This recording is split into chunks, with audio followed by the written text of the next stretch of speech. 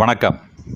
கடந்த 15/8/2025 வெள்ளிக்கிழமை மாலை இந்திய விடுதலை நாளில் தஞ்சை மாவட்ட மக்கள் சிந்தனை பேரவையின் சார்பில் பேராசிரியர் கோ. விஜயராமலிங்கம் ஐயா, திருமிகு க. அன்பழகன் ஐயா ஆகியோரின் முயற்சியால் தஞ்சாவூர் ஜவுளி செட்டி தெரு அனைத்திந்திய வங்கி ஊழியர் சங்க கட்டடத்தில் விடுதலை நாள் சிறப்பு நிகழ்ச்சி நடைபெற்றது. இந்நிகழ்வின் போது தஞ்சையைச் சேர்ந்த திரு கரிகாலன் மற்றும் திரு கார்த்திகேயன் ஆகியோரின் முயற்சியால் கிடைக்கப்பெற்ற திரு மு. செல்லப்பன் அவர்கள் எழுதிய வீரத்தியாகி விஸ்வநாத தாஸ் நூல் அறிமுக விழாவும், விடுதலை போராட்ட தஞ்சை தியாகி திரு டி.ஆர்.வி. நாராயணசாமி நாயுடு அவர்களின் திருமகனார் திரு என். சுபாஷ் அவர்களுக்கு பாராட்டு விழாவும் நடைபெற்றது. மக்கள் சிந்தனை பேரவையின் பொதுக்குழு உறுப்பினர் திருமிகு க. அன்பழகன் அவர்கள் தலைமையில் நடைபெற்ற இவ்விழாவில் கரந்தை ஜெயக்குமார் அவர்கள் வீரத்தியாகி விஸ்வநாத தாஸ் நூலினை பற்றி இந்நூலின் ஆசிரியர் மு. செல்லப்பன் அவர்களின் திருமகளார் திருமதி கவிதா அவர்கள் முன்னிலையில் நூல் அறிமுக உரையாற்றினார். மக்கள் சிந்தனை பேரவையால் பாராட்டப்பெற்ற விடுதலை போராட்ட தஞ்சை தியாகி திருமிகு டி.ஆர்.வி. நாராயணசாமி நாயுடு அவர்களின் திருமகனார் திருமிகு என். சுபாஷ் அவர்கள் ஏற்புரையாற்றினார். இந்நிகழ்வினை காண தங்களை அன்போடு அழைக்கின்றேன். வாருங்கள். அனைவருக்கும் விடுதலை நாள் வாழ்த்துக்களை தெரிவிப்பதிலே மகிழ்ச்சி அடைந்தேன். இன்று ஒரு முப்பெரும் விழா. இந்திய நாடு விடுதலை பெற்ற 79ஆம் ஆண்டு விழா. வீரத்தியாகி ஐயா விஸ்வநாத தாஸ் அவர்கள் நூல் அறிமுக விழா. தஞ்சையில் நம்மோடு வாழ்ந்த நினைவுக்குரிய ஐயா நாராயணசாமி நாயுடு அவர்களுடைய குடும்பத்திற்கு பாராட்டு. இப்படி பன்முகத்தன்மையோடு நடைபெறக்கூடிய இந்த விழாவிலே வருகை தந்திருக்கிற உங்கள் அத்தனை பேருக்கும் என்னுடைய வணக்கத்தை தெரிவித்துக் கொள்கிறேன். வழக்கமாக 6:30 மணிக்கு தொடங்கி 8:30 மணிக்கு நம்முடைய நிகழ்ச்சிகள் நிறைவடையும். 8:25க்கு ஐயா பேராசிரியர் அவர்களை பார்த்தால் ஒரு பரபரப்புடன் காண்பார். பேசுபவர் அதிகமாக பேசினால் கூட உடனடியாக நிறுத்திவிடுங்கள் என்று எச்சரிக்கை செய்வார். அப்படிப்பட்ட இந்த நிகழ்ச்சி எத்தனை மணிக்கு நிச்சயமாக நிறைவு பெற்றுவிடும். ஐயா ஜெயக்குமார் அவர்களிடத்திலே ஒரு அன்பான வேண்டுகோள். நீங்கள் பேச வேண்டிய நேரத்தில் ஒரு 5 நிமிடம் எனக்கு தாருங்கள். அன்போடு கேட்டுக்கொள்கிறேன். காரணம், இந்த நூலை அறிமுகம் செய்வதற்கு அவர்தான் பொருத்தமானவர் என்று பேராசிரியரிடத்திலே நான் குறிப்பிட்டேன். எப்போதும் பக்கத்தில் இருக்கக்கூடிய ஏலகத்திலே கூட எல்லா பணிகளிலும் அவர் ஈடுபடுவார். ஆனால் அங்கே உரையாற்ற மாட்டார். ஏலகத்தினுடைய நிறுவனர் அவர்கள் கூட ஒரு முறை நான் சொன்னேன், தோழர் திரு ஜெயக்குமார் அவர்கள் ஓடிக்கொண்டே இருக்கிறார், அவரை உட்கார வைக்க வேண்டும் என்று சொன்னேன். அவர் சொன்னார், இந்த ஆண்டு இறுதிக்குள் ஒரு நிகழ்ச்சி அவருக்கு ஒதுக்கப்பட்டு விட்டது என்று சொன்னார்கள். அப்படித்தான் நம்முடைய ஜெயக்குமார் ஐயா அவர்களை இந்த விழாவில் உரையாற்ற வேண்டும் என்று நான் விரும்பி அழைத்து அவர்களிடம் இன்றைக்கு ஒரு மிகப்பெரிய எழுத்தாளர், மிகப்பெரிய கலைஞர் இன்றைக்கு இந்த விழாவிலே இந்த நூலை அறிமுகம் செய்து வைக்க இருக்கிறார். திரு விஸ்வநாத தாஸ் அவர்களை பற்றி தமிழ்நாட்டிலே ஓரளவிற்கு படிப்பறிவு மிக்கவர்கள், கலையார்வம் மிக்கவர்கள், இசையார்வம் மிக்கவர்கள் எல்லாம் நிச்சயமாக அறிந்திருக்கக்கூடிய ஒருவர். அவருடைய நூல்கள் அதிகமாக கிடைக்கவில்லை என்ற ஒரு தகவல் இருந்தாலும் கூட அவரை பற்றிய செய்திகள் பல இடங்களிலே நான் கேள்விப்பட்டிருக்கிறேன், அறிந்திருக்கிறேன், படித்திருக்கிறேன். பல ஆண்டுகளுக்கு முன்பாக என்னுடைய நினைவுகளை நான் ஒருமுகப்படுத்தி பார்க்கிற பொழுது அவர் 1886 என்று கருதுகிறேன் பிறந்தார்கள். பிறந்து அவர் ஒரு மிகப்பெரிய இசை ஆரோபிக்கவர். குரல் வளர்த்தாலும் சொல் வளர்த்தாலும் நாடக தமிழை, பக்தி இலக்கியங்களை அதனுடைய பாடல்களிலே மேடைகளிலே பாடிக்கொண்டிருந்தவர் ஒரு முறை மகாத்மா காந்தி அவர்கள் தூத்துக்குடிக்கு வருகிறார். தூத்துக்குடியிலே அவரை சந்திக்கிறார் நம்முடைய தியாகி விஸ்வநாத தாஸ் அவர்கள். அன்றிலிருந்து காங்கிரஸ் இயக்கத்திலே அவர் இணைந்து விடுகிறார். இணைந்ததற்கு பிறகு அந்த பக்தி பாடல்கள் எல்லாம் தேசபக்திக்கு மாற்றி பல மக்கள் விடுதலை போரிலே ஈடுபடுவதற்கு இவருடைய பாடல் வரிகள் ஒரு எழுச்சியை ஊட்டியது என்று சொன்னால் அது மிகையாது. அதற்கு பிறகு ஆங்கிலேய அரசு இவருடைய பாடல்கள் மூலமாக தமிழ்நாட்டில் சுதந்திர வேட்கை அதிகமாக வருவதை அறிந்து அவரை கைது செய்து சிறையில் அடைக்கிறார்கள். சிறையிலிருந்து விடுதலையானதற்கு பிறகு மீண்டும் இன்னும் தீவிரமாக ஜாலியன் வாலாபாத் படுகொலைக்கு பிறகு அதை கண்டித்து மிகப்பெரிய நாடகங்களை எல்லாம் அவர் நடத்தி பல லட்சம் மக்களிடத்திலே அந்த சுதந்திர வேட்கையை அவர் கொண்டு செல்வதால் மீண்டும் கைது செய்யப்படுகிறார். ஆனாலும் கூட நீங்கள் எத்தனை முறை வேண்டுமானாலும் என்னை கைது செய்யலாம், அடக்குமுறைகளுக்கு நான் அஞ்ச மாட்டேன் என்று சொல்லி துணிந்து நின்று இந்திய நாட்டினுடைய விடுதலைக்காக போராடிய அந்த மாபெரும் தலைவர் தியாகி நாடு விடுதலை அடைவதற்கு முன்பாக 1940 அவர் மரணம் அடைந்து விடுகிறார். அந்த தலைவர்களுடைய புகழை அவரை பற்றிய இந்த நூலை நம்முடைய கரந்தை ஜெயக்குமார் ஐயா அவர்கள் அறிமுகம் செய்து உரையாற்றியிருக்கிறார். இன்னொரு புறத்திலே தஞ்சை தியாகி டிஆர்பி நாராயணசாமி அவர்கள், அவருடைய புதல்வர் சுபாஷ், என்னுடைய நண்பர் சுபாஷ் அவர்களுக்கு இன்றைக்கு பாராட்டு. பேராசிரியர் அவர்கள் குறிப்பிட்டதை போல் சுபாஷுக்கு பாராட்டு என்று சொன்னால் கட்டாயமாக அந்த நிகழ்ச்சிக்கு நானே தலைமை இருக்கிறேன் என்று அவரிடத்திலே விரும்பி கேட்கின்றேன். காரணம், நண்பர் சுபாஷ் அவர்கள் என்னுள் பாதி என்று சொல்வதை விட அவரும் பாதியாக நான் அவரோடு ஐக்கியமாக. அவருடைய தந்தையை நான் பலமுறை பார்த்திருக்கிறேன். ஒரு இனிமையான மனிதர், எளிமையான மனிதர், மிகப்பெரிய செல்வ குடும்பத்திலே பிறந்தவர். இந்த நாட்டு விடுதலைக்காக தன்னுடைய திரண்ட சொத்துக்களை எல்லாம் அள்ளி கொடுத்து மறையா புகழ் பெற்றிருக்கக்கூடிய அந்த மாபெரும் தலைவர்களுடைய குடும்பம் திரு சுபாஷ். எனக்கு சுபாஷ் அவர்களை பற்றிய அந்த நினைவுகளை பகிர்ந்து கொள்வதிலே எனக்கு இருக்கக்கூடிய ஒரு பெருமை. இந்த நிகழ்ச்சிக்கு நான் தலைமை ஏற்பதிலே மகிழ்ச்சி அடைவதற்கு இன்னொரு காரணம், எனக்கும் அவருக்கும் பல்வேறு ஒற்றுமைகள் இருக்கிறது. ஒரே ஒரு வேறுபாடு தான், அவருடைய தந்தையார் விடுதலை போராட்ட தியாகி, அவருடைய வழியிலே வந்த தோழர் சுபாஷ் அவர்கள் வங்கியிலே பணியாற்றியவர். ஒரு தனியார் வங்கியிலே தஞ்சையை தலைமையிடமாக கொண்டு செயல்பட்ட வங்கியிலே பணியாற்றியவர். அதை போலவே அதற்கு பிறகு இந்திய வங்கியிலே இணைந்து பணியாற்றியவர். தொழிற்சங்கத்திலே மிக தீவிரமாக பணியாற்றி இன்று வரையிலேயும் அந்த பணிகளில் தன்னை முழுமையாக ஒப்படைத்துக் கொண்டிருக்கிறார். அதை போலவே என்னுடைய தந்தையாரும் இந்திய சுதந்திர போராட்டத்திலே வெள்ளையினை வெளியேறு இயக்கத்திலே கலந்து கொண்டு 6 மாத காலம் திருச்சி மத்திய சிறையிலே அடைக்கப்பட்டிருந்த ஒருவர். அதனுடைய தொடர்ச்சியாக நானும் வங்கியிலே, தஞ்சை வங்கியிலே பணியாற்றினேன். அங்கு நடைபெற்ற அந்த போராட்ட களங்களில் எல்லாம் நாங்கள் இணைந்து பணியாற்றினோம். அதற்கு பிறகு இந்திய வங்கி, அந்த இந்திய வங்கியில் இருக்கக்கூடிய தொழிற்சங்கத்திலே இன்று வரையிலே நாங்கள் எல்லாம் இணைந்து பணியாற்றுகிறோம் என்று சொன்னால் அது தோழர் சுபாஷ் அவர்களோடு பழகுகிற ஒரு அரிய வாய்ப்பை நான் பெற்றதற்கு காரணமாக இந்த நிகழ்வு எல்லாம் அமைந்தது. அவருடைய தந்தையாரை பற்றி சொல்ல வேண்டுமானால் அவர் ஒரு மிகப்பெரிய வீர தியாகி. அவர் அரசியலிலே ஈடுபட வேண்டும் என்று விரும்பியிருந்தால் தமிழ்நாட்டு அமைச்சரவையில் பெருந்தலைவர் காமராஜர் தலைமையிலே இயங்கிய அமைச்சரவையில் ஒரு அமைச்சராக இருக்கும்.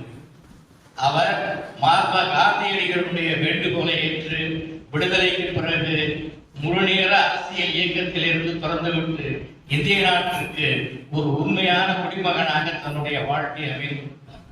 இன்னும் சொல்ல போனால் அவருடைய உறவினர் தோழர் சுபாஷ் அவருடைய மாமா கும்பகோணத்திலே சட்டமன்ற உறுப்பினராக, காங்கிரஸ் பேர் இயக்கத்திலே சட்டமன்ற உறுப்பினராக இருந்தவர்.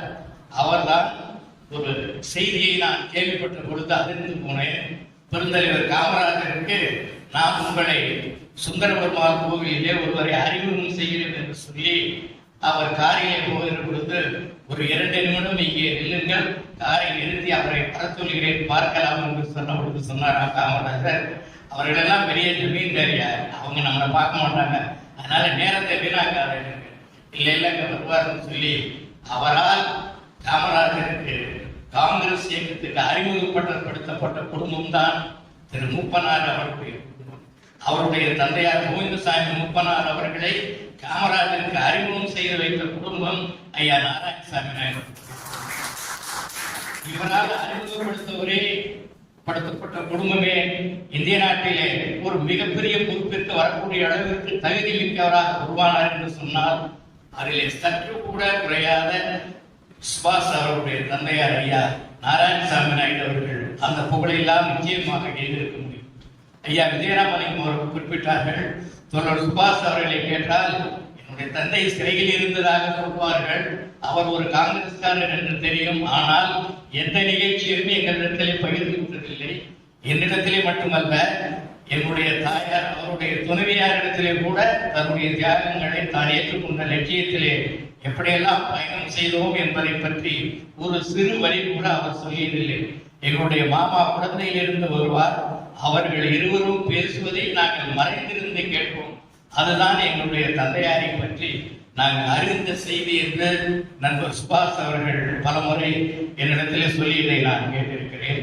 ஒரு முறை இவர்களுடைய பெருந்தலைவர் காமராஜர் அவர்கள் இந்திய நாடு விடுதலை பெறுவதற்கு முன்பாக நாகர்கோவிலில் இருந்து அன்றைக்கு இருந்த அந்த ரயிலிலே புகைவண்டியிலே தஞ்சை வழியாக சென்னை செல்கிறார்.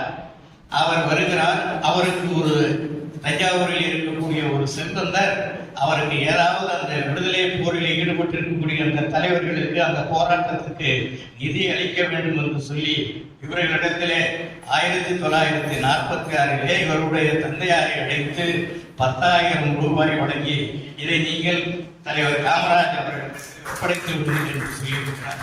அந்த 10,000 ரூபாய்க்கு இன்றைக்கு எத்தனை கோடி வேண்டுமானாலும் நாம் எடுத்துக்கொள்ளலாம். இவர் மீது அவர் வைத்திருந்த ஒரு அந்த செல்வந்தர் வைத்திருந்த ஒரு நம்பிக்கையினுடைய வெளிப்பாடாகத்தான் அதை நாம் பார்க்க வேண்டும். அவர்கள் காமராஜர் அவர்களை ரயில் நிலையத்திலே சந்தித்து அந்த தொகையை கொடுத்து போராட்டத்திற்கு வைத்துக் கொள்ளுங்கள் என்று கூறியிருக்கிறார் என்று சொன்னால் அவர் ஒரு நம்பிக்கை உடையவராக மட்டுமல்லாமல் விடுதலை போருக்காக போராடக்கூடிய தியாகிகளுக்கு நாம் எந்த வகையிலும் உறுதுணையாக இருக்க வேண்டும் என்பதிலே அவர் இருந்தவர்கள். விடுதலை போராட்டத்திலே ஈடுபட்ட பல தோழர்கள், சிறைக்கு சென்றவர்கள், அவர்களுடைய குடும்பங்களுக்கெல்லாம் இவர் தன்னுடைய சொத்தை விற்று தன்னுடைய பிள்ளையை பற்றி, குடும்பத்தை பற்றி, மனைவியை பற்றி கவலைப்படாமல் இந்த நாட்டை பற்றி கவலைப்பட்டு உழைத்துக் கொண்டிருப்பவர்களுக்கு, சிறையிலே வாடிக்கொண்டிருப்பவர்களுக்கெல்லாம் அவர் நிறைய உதவிகளை செய்திருக்கிறார். தஞ்சாவூர் மாவட்ட காங்கிரஸ் கட்சியினுடைய தலைவராக இருந்திருக்கிறார். இப்படி பல பொறுப்புகளில் இருந்தும் ஆனாலும் கூட மிக எளிமையான மனிதர். அவரை நாம் நண்பர் சுபாஷ் அவர்களை பார்ப்பதற்கு அவருடைய வீட்டுக்கு நாங்கள் போனால் அந்த அவருடைய வீட்டுக்கு வெளியே வராதாகவே ஒரு சாய்வு நாற்காலியில் அமர்ந்திருப்பார். எழுந்து நின்று எனக்கும் அவருக்கும் எத்தனை வயது எழுந்து நின்று வாகையான ஒரு புன்னகையோடு வரவேற்று அமரக்கூடிய ஒருவர். அவரிடத்திலே எல்லோரையும் ஒன்றாக கருதுவார். தன்னுடைய பிள்ளைகளை எப்படி கருதுகிறாரோ அப்படித்தான் மற்றவர்களை கருதுவார். தன்னுடைய பிள்ளைகள் வேறு, மற்றவர்கள் வேறு என்று அவரிடத்திலே அந்த எண்ணங்கள் எல்லாம் இருந்ததாக நான் அறிந்தவரையிலேயே நான் பல முறை அவரை பார்த்திருக்கிறேன். மாலை நேரத்திலே வீட்டில் இருந்து புறப்பட்டு நடந்து வருவார். அருளானந்த நகரிலே அவருடைய வீடு. அங்கிருந்து வந்து தஞ்சாவூர் ரயிலிலே இருக்கக்கூடிய SNM சாந்தி ஸ்டோரிலே அமர்ந்து அங்கே சிலரோடு வெளியிலே நின்று கொண்டு பேசிவிட்டு வீட்டுக்கு செல்வார். யாரிடத்திலும் இவர் இத்தனை பெரிய ஒரு மனிதர் என்று அவரை எங்கேயும் காட்டிக் கொண்டதில்லை. நான் ஒருவரிடத்திலே அந்த சாந்தி ஸ்டோரிலே வேலை பார்க்கக்கூடிய ஒருவரிடத்திலே கேட்டேன், தினமும் இந்த பெரியவர் வருகிறாரே உங்களுக்கு தெரியுமா என்றேன். தெரியாது, ஆனால் வருவார். யாரிடத்திலும் பேச மாட்டார். 1-2 பேர் அவருடைய நண்பர்கள் வருவார்கள். வெளியே நின்று பேசிவிட்டு சென்று விடுவார் என்று சொன்னார். நான் சொன்னேன், இவர் ஒரு மிகப்பெரிய தியாகி. நம்முடைய அமைச்சர் அவர்கள் இன்றைக்கு அன்றைக்கு அந்த நிறுவனத்தினுடைய உரிமையாளர் ஐயா SNM அவர்கள் எப்படி வளர்ந்து கொண்டிருக்கிறாரோ, எப்படி வளர்ந்தாரோ அதை போலவே இவரும் வளர்ந்து அந்த மிகப்பெரிய அரசியலிலே ஒரு மிகப்பெரும் தலைவராக வந்தார். அவர் விரும்பியிருந்தால் இன்றைக்கு சாலையிலே இவர் நடந்து போகிற பொழுது பல்லாயிரக்கணக்கான மக்கள் அவரை பார்த்து வணங்கக்கூடிய அளவிற்கு உயர்ந்திருப்பார். ஆனால் அவர் அதையெல்லாம் எண்ணவில்லை. நாட்டினுடைய விடுதலை ஒன்றுதான் தன்னுடைய வேட்கை என்று போராடிய அந்த மாபெரும் தலைவர், வீர தலைவர், அவருக்கு ஒரு பாராட்டு விழா. பேராசிரியர் இடத்தில் சொன்னார், நண்பர் சுபாஷ் அவர்களை அழைத்து பாராட்ட வேண்டும் என்று சொன்னார். சுபாஷ் அவர்களிடத்தில் இருக்கக்கூடிய, நான் முன்னரே தொடக்கத்திலே சொன்னேன், எனக்கும் அவருக்கும் ஒரு வேறுபாடு என்று. எந்த நிகழ்ச்சியிலும் அவர் தன்னை முன்னிலைப்படுத்திக் கொள்ள மாட்டார். இங்கே நடைபெறக்கூடிய பல கூட்டங்களிலே அவரை நாங்கள் அழைத்து இங்கே அமர வேண்டும் என்று சொன்னால் கடைசி வரிசையிலே அமர்ந்து கொள்வார். ஆனால் இயல்பாகவே நான் என்னை முன்னிலைப்படுத்திக் கொள்ளக்கூடிய ஒரு நிகழ்வுகளில் இருப்பேன். எனக்கும் அவருக்கும் அதுதான் ஒரு வேறுபாடு தவிர வேறொன்றும் அல்ல. சுபாஷ் அவர்கள் வழக்கம் போல் மறுத்துவிட்டார். நான் வரமாட்டேன், என்னுடைய தந்தையாருக்கு தானே பாராட்டு, என்னை எதற்கு அழைக்கிறீர்கள் என்றார். உங்களுடைய தந்தையாருக்கு நடைபெறக்கூடிய பாராட்டிலே நீங்கள் கட்டாயம் கலந்து கொள்ள வேண்டும், அதுதான் உங்கள் தந்தைக்கு நீங்கள் ஆற்றக்கூடிய கடமை என்று சொன்ன பொழுது மிகுந்த தயக்கத்தோடு ஒத்துக்கொண்டு சொன்னார், என்னுடைய பெயர் அழைப்பதில் இடம்பெறக்கூடாது, நான் அந்த மேடையிலே வந்து அமர மாட்டேன், அங்கே என்னை பேச சொல்லி வற்புறுத்தார்கள் என்று சொன்னார். எல்லாவற்றையும் ஏற்றுக்கொண்டு அவர் சொன்னதை நிராகரித்து விட்டு அவருடைய பெயரை அழைப்பதில் போற்றும். அவர் ஏற்புரை என்று சொன்னவுடன் கேட்டார், நான் என்ன பேச போகிறேன், எனக்கு ஏற்புரை என்று போட்டிருக்கிறீர்கள் என்று சொன்னார். உங்களுடைய தந்தையாரை பற்றி பேசுங்கள் என்று சொன்னீங்க. என்னுடைய தந்தையாரை எனக்கு தந்தை என்ற வகையில் தான் தெரியுமே தவிர அவர் ஒரு மிகப்பெரிய தியாகி, அவருடைய செயல்களை பற்றி நான் கிஞ்சிற்றும் அறியேன், என்னை அவர்களை பற்றி பேச சொல்கிறீர்கள் என்று சொன்னார். எல்லாவற்றையும் கடந்து உங்கள் தந்தையாருக்கு இன்றைக்கு கிடைக்கக்கூடிய எத்தனையோ பெருமைகள், புகழ்கள் எல்லாம் அதிலே உங்கள் மூலமாக நீங்கள் அறிந்து கொள்ள வேண்டும். நீங்கள் அறியாதவற்றை நாங்கள் அங்கே எடுத்துச் சொல்வோம், அதை நீங்கள் கேட்டுக்கொள்ள வேண்டும் என்று சொன்ன நேரத்திலே ஏற்றுக்கொண்டார். இங்கு இப்பொழுது கூட நீங்கள் மேலே வந்து அமர வேண்டும் என்று சொன்ன பொழுது இல்லை இல்லை, நான் பின்னாலே உட்கார்ந்து கொண்டு நீங்கள் பேசுவதை கேட்கிறேன் என்று சொன்ன ஒரு மிக மிக அடக்கமான ஒருவர். அவருடைய இவரோடு உடன் பிறந்தவர்கள் இவரையும் சேர்த்து 4 பேர். பெரியவர் ஒருவர், அவர் ஒரு வியாபாரத்தில் இருந்தார். அடுத்தவர் பாரத ஸ்டேட் வங்கியிலே பணியாற்றினார், இவர் இந்திய வங்கியிலே. இவருடைய இன்னொரு சகோதரர், அவரும் இந்திய வங்கியிலே. இவருடைய குடும்பமே ஒரு அடக்கமான குடும்பம், அமைதியான குடும்பம், அன்பான குடும்பம். எல்லோரிடத்திலும் அன்பு கொள்வார்கள். எல்லோரையும் அழைத்து அவருடைய வீட்டுக்கு செல்கிற பொழுது அவருடைய உபசரிப்பு என்பது தமிழனுடைய அந்த பண்பாட்டை நிலைநாட்டக்கூடிய அளவிலே அவர்களுடைய அந்த உபசரிப்புகள் எல்லாம் இருக்கும். அப்படிப்பட்ட ஒரு அருமையான குடும்பம் இன்றைக்கு நம்முடைய அழைப்பை ஏற்று மக்கள் சிந்தனை பேரவையினுடைய வேண்டுகோளை ஏற்று இங்கே வந்திருக்கிறார்கள். பேராசிரியர் ஐயா விஜயராமலிங்கம் அவர்கள் எழுதக்கூடிய அந்த கட்டுரையில் முதல் கட்டுரையாக தஞ்சை தியாகி டி.ஆர்.வி. நாராயணசாமி நாகர் அவர்களை பற்றி எழுதி என்னிடத்திலே பல முறை அதை எழுதுகிற பொழுது அவர் பல தரவுகளை தேடி தேடி சென்று சுபாஷை கேட்டால் எனக்கு ஒன்றும் தெரியாது என்கின்றார். பலரிடத்திலே கேட்டு அந்த செய்திகள் எல்லாம் திரட்டி அதை எழுதியிருக்கிறார். அதை இப்பொழுது ஒரு புத்தகமாக விரைவில் அது வெளியிட இருக்கிறது.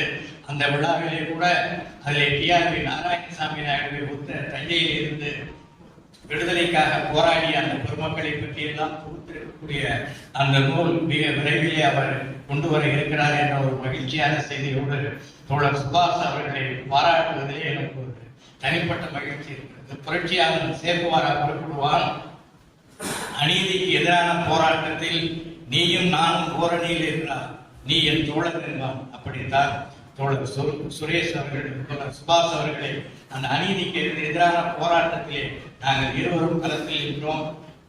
நான் அதிகமாக எல்லா செயல்களிலும் ஈடுபடுவேன். சுபாஷ் அமைதியானவர், யாரிடத்திலும் அவர் பேசுவது கூட வேகமாக கேட்காது. அந்த அளவிற்கு ஒரு மெல்லிய பொருளில் இருக்கக்கூடிய ஒருவர்.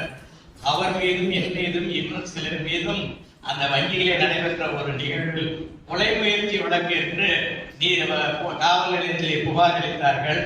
தோழர், நான் சொன்னேன், என் மீது கொடுத்தால் கூட நான் கவலைப்பட மாட்டேன், நான் அநீதி என்று சொன்னால் கொலை செய்வதற்கு கூட அஞ்ச மாட்டேன் என்று சொன்னேன். தோழர் சுபாஷ் அவர்கள் அஹிம்சவாதி, அவரை சேர்த்திருக்கிறார்கள் என்று சொல்லி, ஆனால் அந்த வழக்கில் இருந்து நாங்கள் எல்லாம் நீதிமன்றத்திற்கு செல்லாமலே காவல்துறையிலே அந்த வழக்கு பொய்யான ஒரு வழக்கு என்ற கருதியங்களை எல்லாம் விடுதலை செய்தார்கள். அத்தகைய மாபெரும் ஒரு மாமனிதரை பற்றி பேசக்கூடிய ஒரு வாய்ப்பு, அவர்களை பாராட்டக்கூடிய வாய்ப்பு எனக்கு கிடைத்த ஒரு மிக பெருமையாக தோழர் சுபாஷ் அவர்களை நண்பராகவும் அவருடைய குடும்பத்தில் இருக்கக்கூடிய அனைத்து உறவுகளையும் சமமாக மதித்து பாராட்டக்கூடியவர்களிலே ஒருவராக நான் இருக்கிறேன் என்ற வகையில் ஐயா நாராயணசாமி நாயுடு அவர்களுக்கும் வீரத்தியாகி விஸ்வநாத தாஸ் அவர்களுடைய இந்த தியாகங்கள் எல்லாம் இந்த மண்ணிலே இந்தியா என்ற ஒரு பெயர் அது எத்தனை நாளைக்கு இருக்குமா இருக்காதா என்று தெரியாத ஒரு சூழ்நிலைகள் எல்லாம் இருந்தாலும் கூட இந்தியா என்கின்ற ஒரு பெயர் நிச்சயமாக நிலைக்கும் நீடித்திருக்கும் என்ற நம்பிக்கை அந்த இந்தியா என்ற ஒரு பெயர் இருக்கிற வரையிலே இந்த வீர தியாகிகளுடைய பெயர்கள் நிலைத்து நிற்கும். அதிலே விஸ்வநாத தாஸ் அவர்களும் ஒருவர், நம்முடைய அன்பு நண்பர் சுபாஷ் அவருடைய தந்தையார் டிஆர்பி நாராயணசாமி நாயுடு அவர்களுடைய புகழும் நிலைத்திருக்கும் என்று சொல்லி அந்த மாபெரும் தியாகிகளுக்கு என்னுடைய வீர வணக்கத்தை தெரிவித்து இந்த வாய்ப்பிலே எனக்கு பேசுவதற்கும் தலைமையேற்பதற்கும் வாய்ப்பளித்த மக்கள் சிந்தனை பேரவைக்கும் அதனுடைய மாநில துணைத் தலைவர் எங்களை எல்லாம் வழிநடத்தக்கூடிய பெருமைக்குரிய ஐயா விஜயராமலிங்கம் அவர்களுக்கும் என்னுடைய நன்றி. இந்த நிகழ்ச்சியிலே கலந்து கொண்டு இருக்கக்கூடிய உங்கள் அத்தனை பெயரையும் பெயர் சொல்லி அழைத்து ஒவ்வொருவரையும் அழைக்க முடியும் என்று சொன்னாலும் கூட காலம் கருதி நான் என்னுடைய தலைமை உரையை இந்த அளவோடு நிறைவு செய்து இந்த நிகழ்ச்சியிலே கலந்து கொண்டு இருக்கக்கூடிய உங்கள் அத்தனை பேருக்கும் என் சார்பிலும் மக்கள் சிந்தனை பேரவையின் சார்பிலும் என்னுடைய நன்றியை தெரிவித்து நிறைவு செய்கிறேன். நன்றி.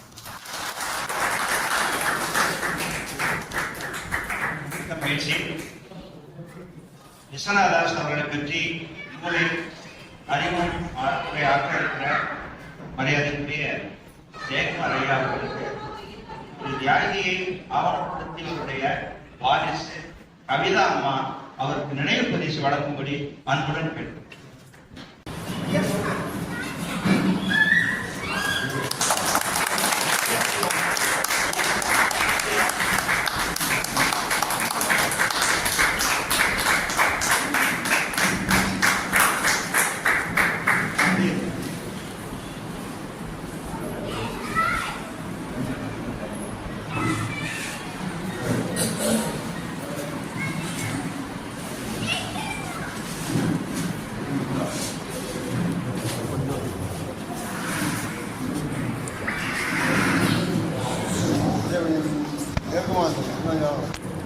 கொஞ்சம் நெருக்கமாக இந்த பக்கம்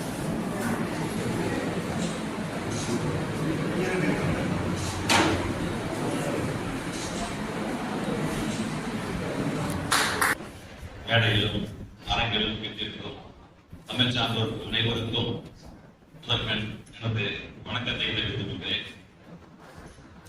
இந்த மாபெரும் அரங்கில் எனக்கு உரையாற்ற வாய்ப்பளித்த விஜயராமலிங்கம் ஐயா அவர்களுக்கும் அன்பழகன் ஐயா அவர்களுக்கும் தனிப்பட்ட முறையில் எனது நன்றியினை தெரிவித்துக் கொள்கிறேன்.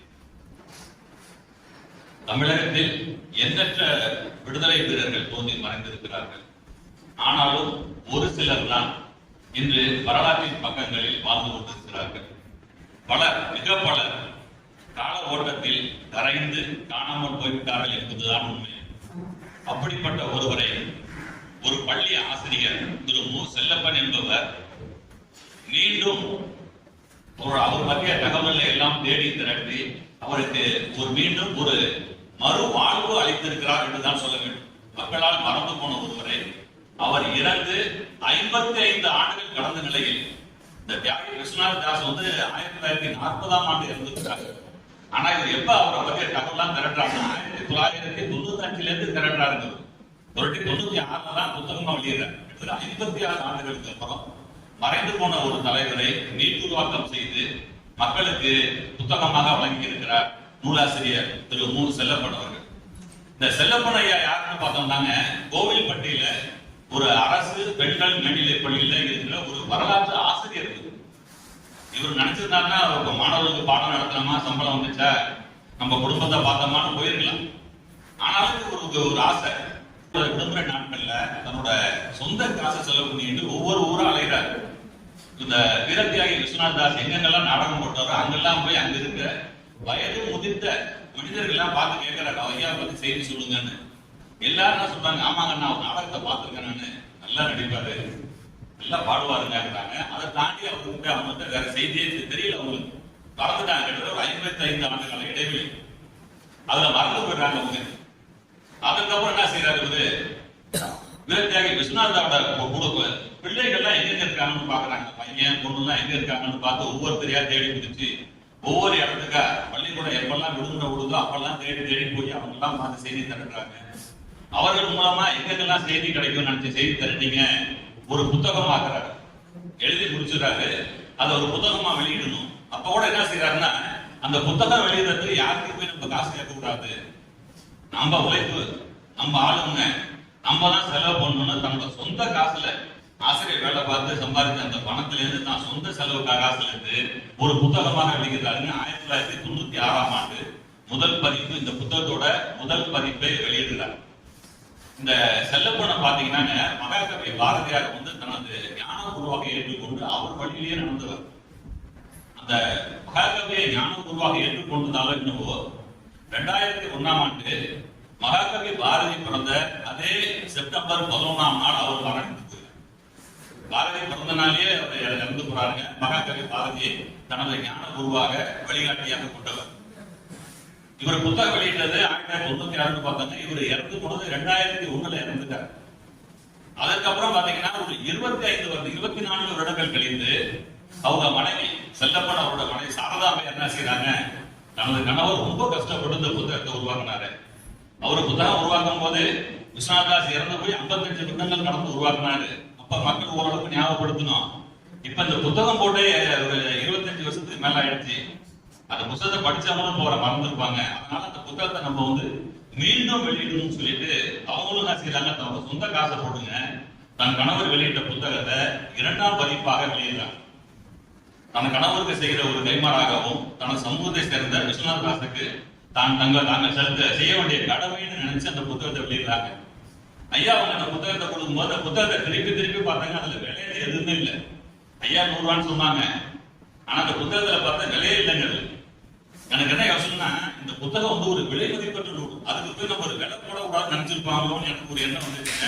அதனால ஒரு புத்தகம், ஒரு சிறந்த புத்தகத்தை முதல்ல கணவர் வெளியிடுறாரு. அதுக்கப்புறம் கணவரோட மறைவுக்கு பிறகு 25 ஆண்டுகள் கழித்து அவரோட மனைவி தன்னோட சொந்த செலவுல இந்த நூலாக அச்சிட்டு நமக்கெல்லாம் வழங்கி இருக்கிறார்கள். இப்ப இந்த விஸ்வநாதாஸை பத்தி பார்க்கணும்னாங்க, வீரத்தியாகி விஸ்வநாதாஸ் இந்திய சுதந்திர போராட்டத்துல பல துறையினை சேர்ந்தவங்க எல்லாம் தங்களோட பங்களிப்பை செய்திருக்கிறாங்க. அதே போல நாடகத்துறையை சேர்ந்தவர்களும் தங்களால் இயன்ற அளவு உடல் பொருள் ஆவி அனைத்தையும் அந்த இந்திய சுதந்திரத்திற்காக அர்ப்பணித்திருக்கிறார்கள். அவர்களில் முக்கியமானவர், இன்னும் சொல்ல போனா முதன்மையானவர் பாத்தீங்கன்னா இந்த வீரத்தியாகி விஸ்வநாதாஸ். இந்த நூலாசிரியர் அவரை எப்படி அடையாளப்படுத்துறான்னு கேட்டீங்கன்னா, முதல் அரசியல் நாடகக்காரர் சொல்றாரு. முதல் அரசியல் நாடகக்காரர், முதல்ல நாடகத்துல போய் அரசியல் புகுத்தின ஒரே முதல் மனிதர் இந்த விஸ்வநாதாஸ். அதற்கு அரசியல் நாடகம் போட்டிருக்காங்க, ஆனா முதல்ல அரசியலை கொண்டு போய் நாடகத்துல புகுத்தி இந்த நாடகத்தையும் ஒரு வலிமை ஆயுதமாக ஆங்கிலேயர்களுக்கு எதிராக பயன்படுத்த முடியும் நிரூபிச்சு காட்டின முதல் ஆள் விஸ்வநாதாஸ். இவர் பாத்தீங்கன்னா விருதுநகர் மாவட்டத்துல இருக்க சிவகாசியில வந்திருக்காங்க. இவங்க சமுதாயம் பாத்தீங்கன்னா மருத்துவர் சமுதாயம். மருத்துவ சமுதாயத்தை சார்ந்த சுப்பிரமணியம்ங்கிறவங்களுக்கும் ஞானாபாலுங்கிற தம்பதியினருக்கு 2வது மகனாக பிறக்கிறார்கள். 1886ஆம் ஆண்டு ஜூன் மாதம் 16ஆவது நாள் பிறக்கிறார். இவரோட பிறந்தவங்க 5 பேர். இவர் 2வது குழந்தை. முதல் குழந்தை பார்த்தா இவருக்கு அண்ணன் கருப்பசாமின்னு ஒருத்தர் இவரோட அண்ணன். இவருக்கு தம்பி சண்முகதாசன் ஒருத்தர். இந்த சண்முகதாசர் தான் விஸ்வநாதாஸோட நிழல் கூட கடைசி வரைக்கும் ஒரு கூடவே இருக்காரு.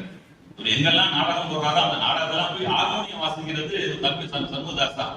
எப்படி ராமனுக்கு லட்சுமணன் சொல்ற மாதிரி அண்ணன் கூடவே இடைவெளியாக இருக்கிற சண்முகதாஸ் தான். அதே மாதிரி இவருக்கு சகோதரிகள் 3 பேருங்க. குருவம்மான்னு ஒருத்தவங்க, செவந்தி அம்மாள், பேச்சி அம்மாள், மொத்தம் 3 சகோதரிகள். இவங்க அப்பாவை எடுத்துக்கணும்னா ஏற்கனவே பார்த்தவங்க மருத்துவ சமுதாயத்தை சார்ந்தவங்க. இவங்க அப்பாவுக்கு மருத்துவம் தெரியுங்க, இசை தெரியும், அதே சமயத்துல நெசவும் தெரியும். இந்த 3லயுமே அவர் நல்ல திறமை வாய்ந்தவர்.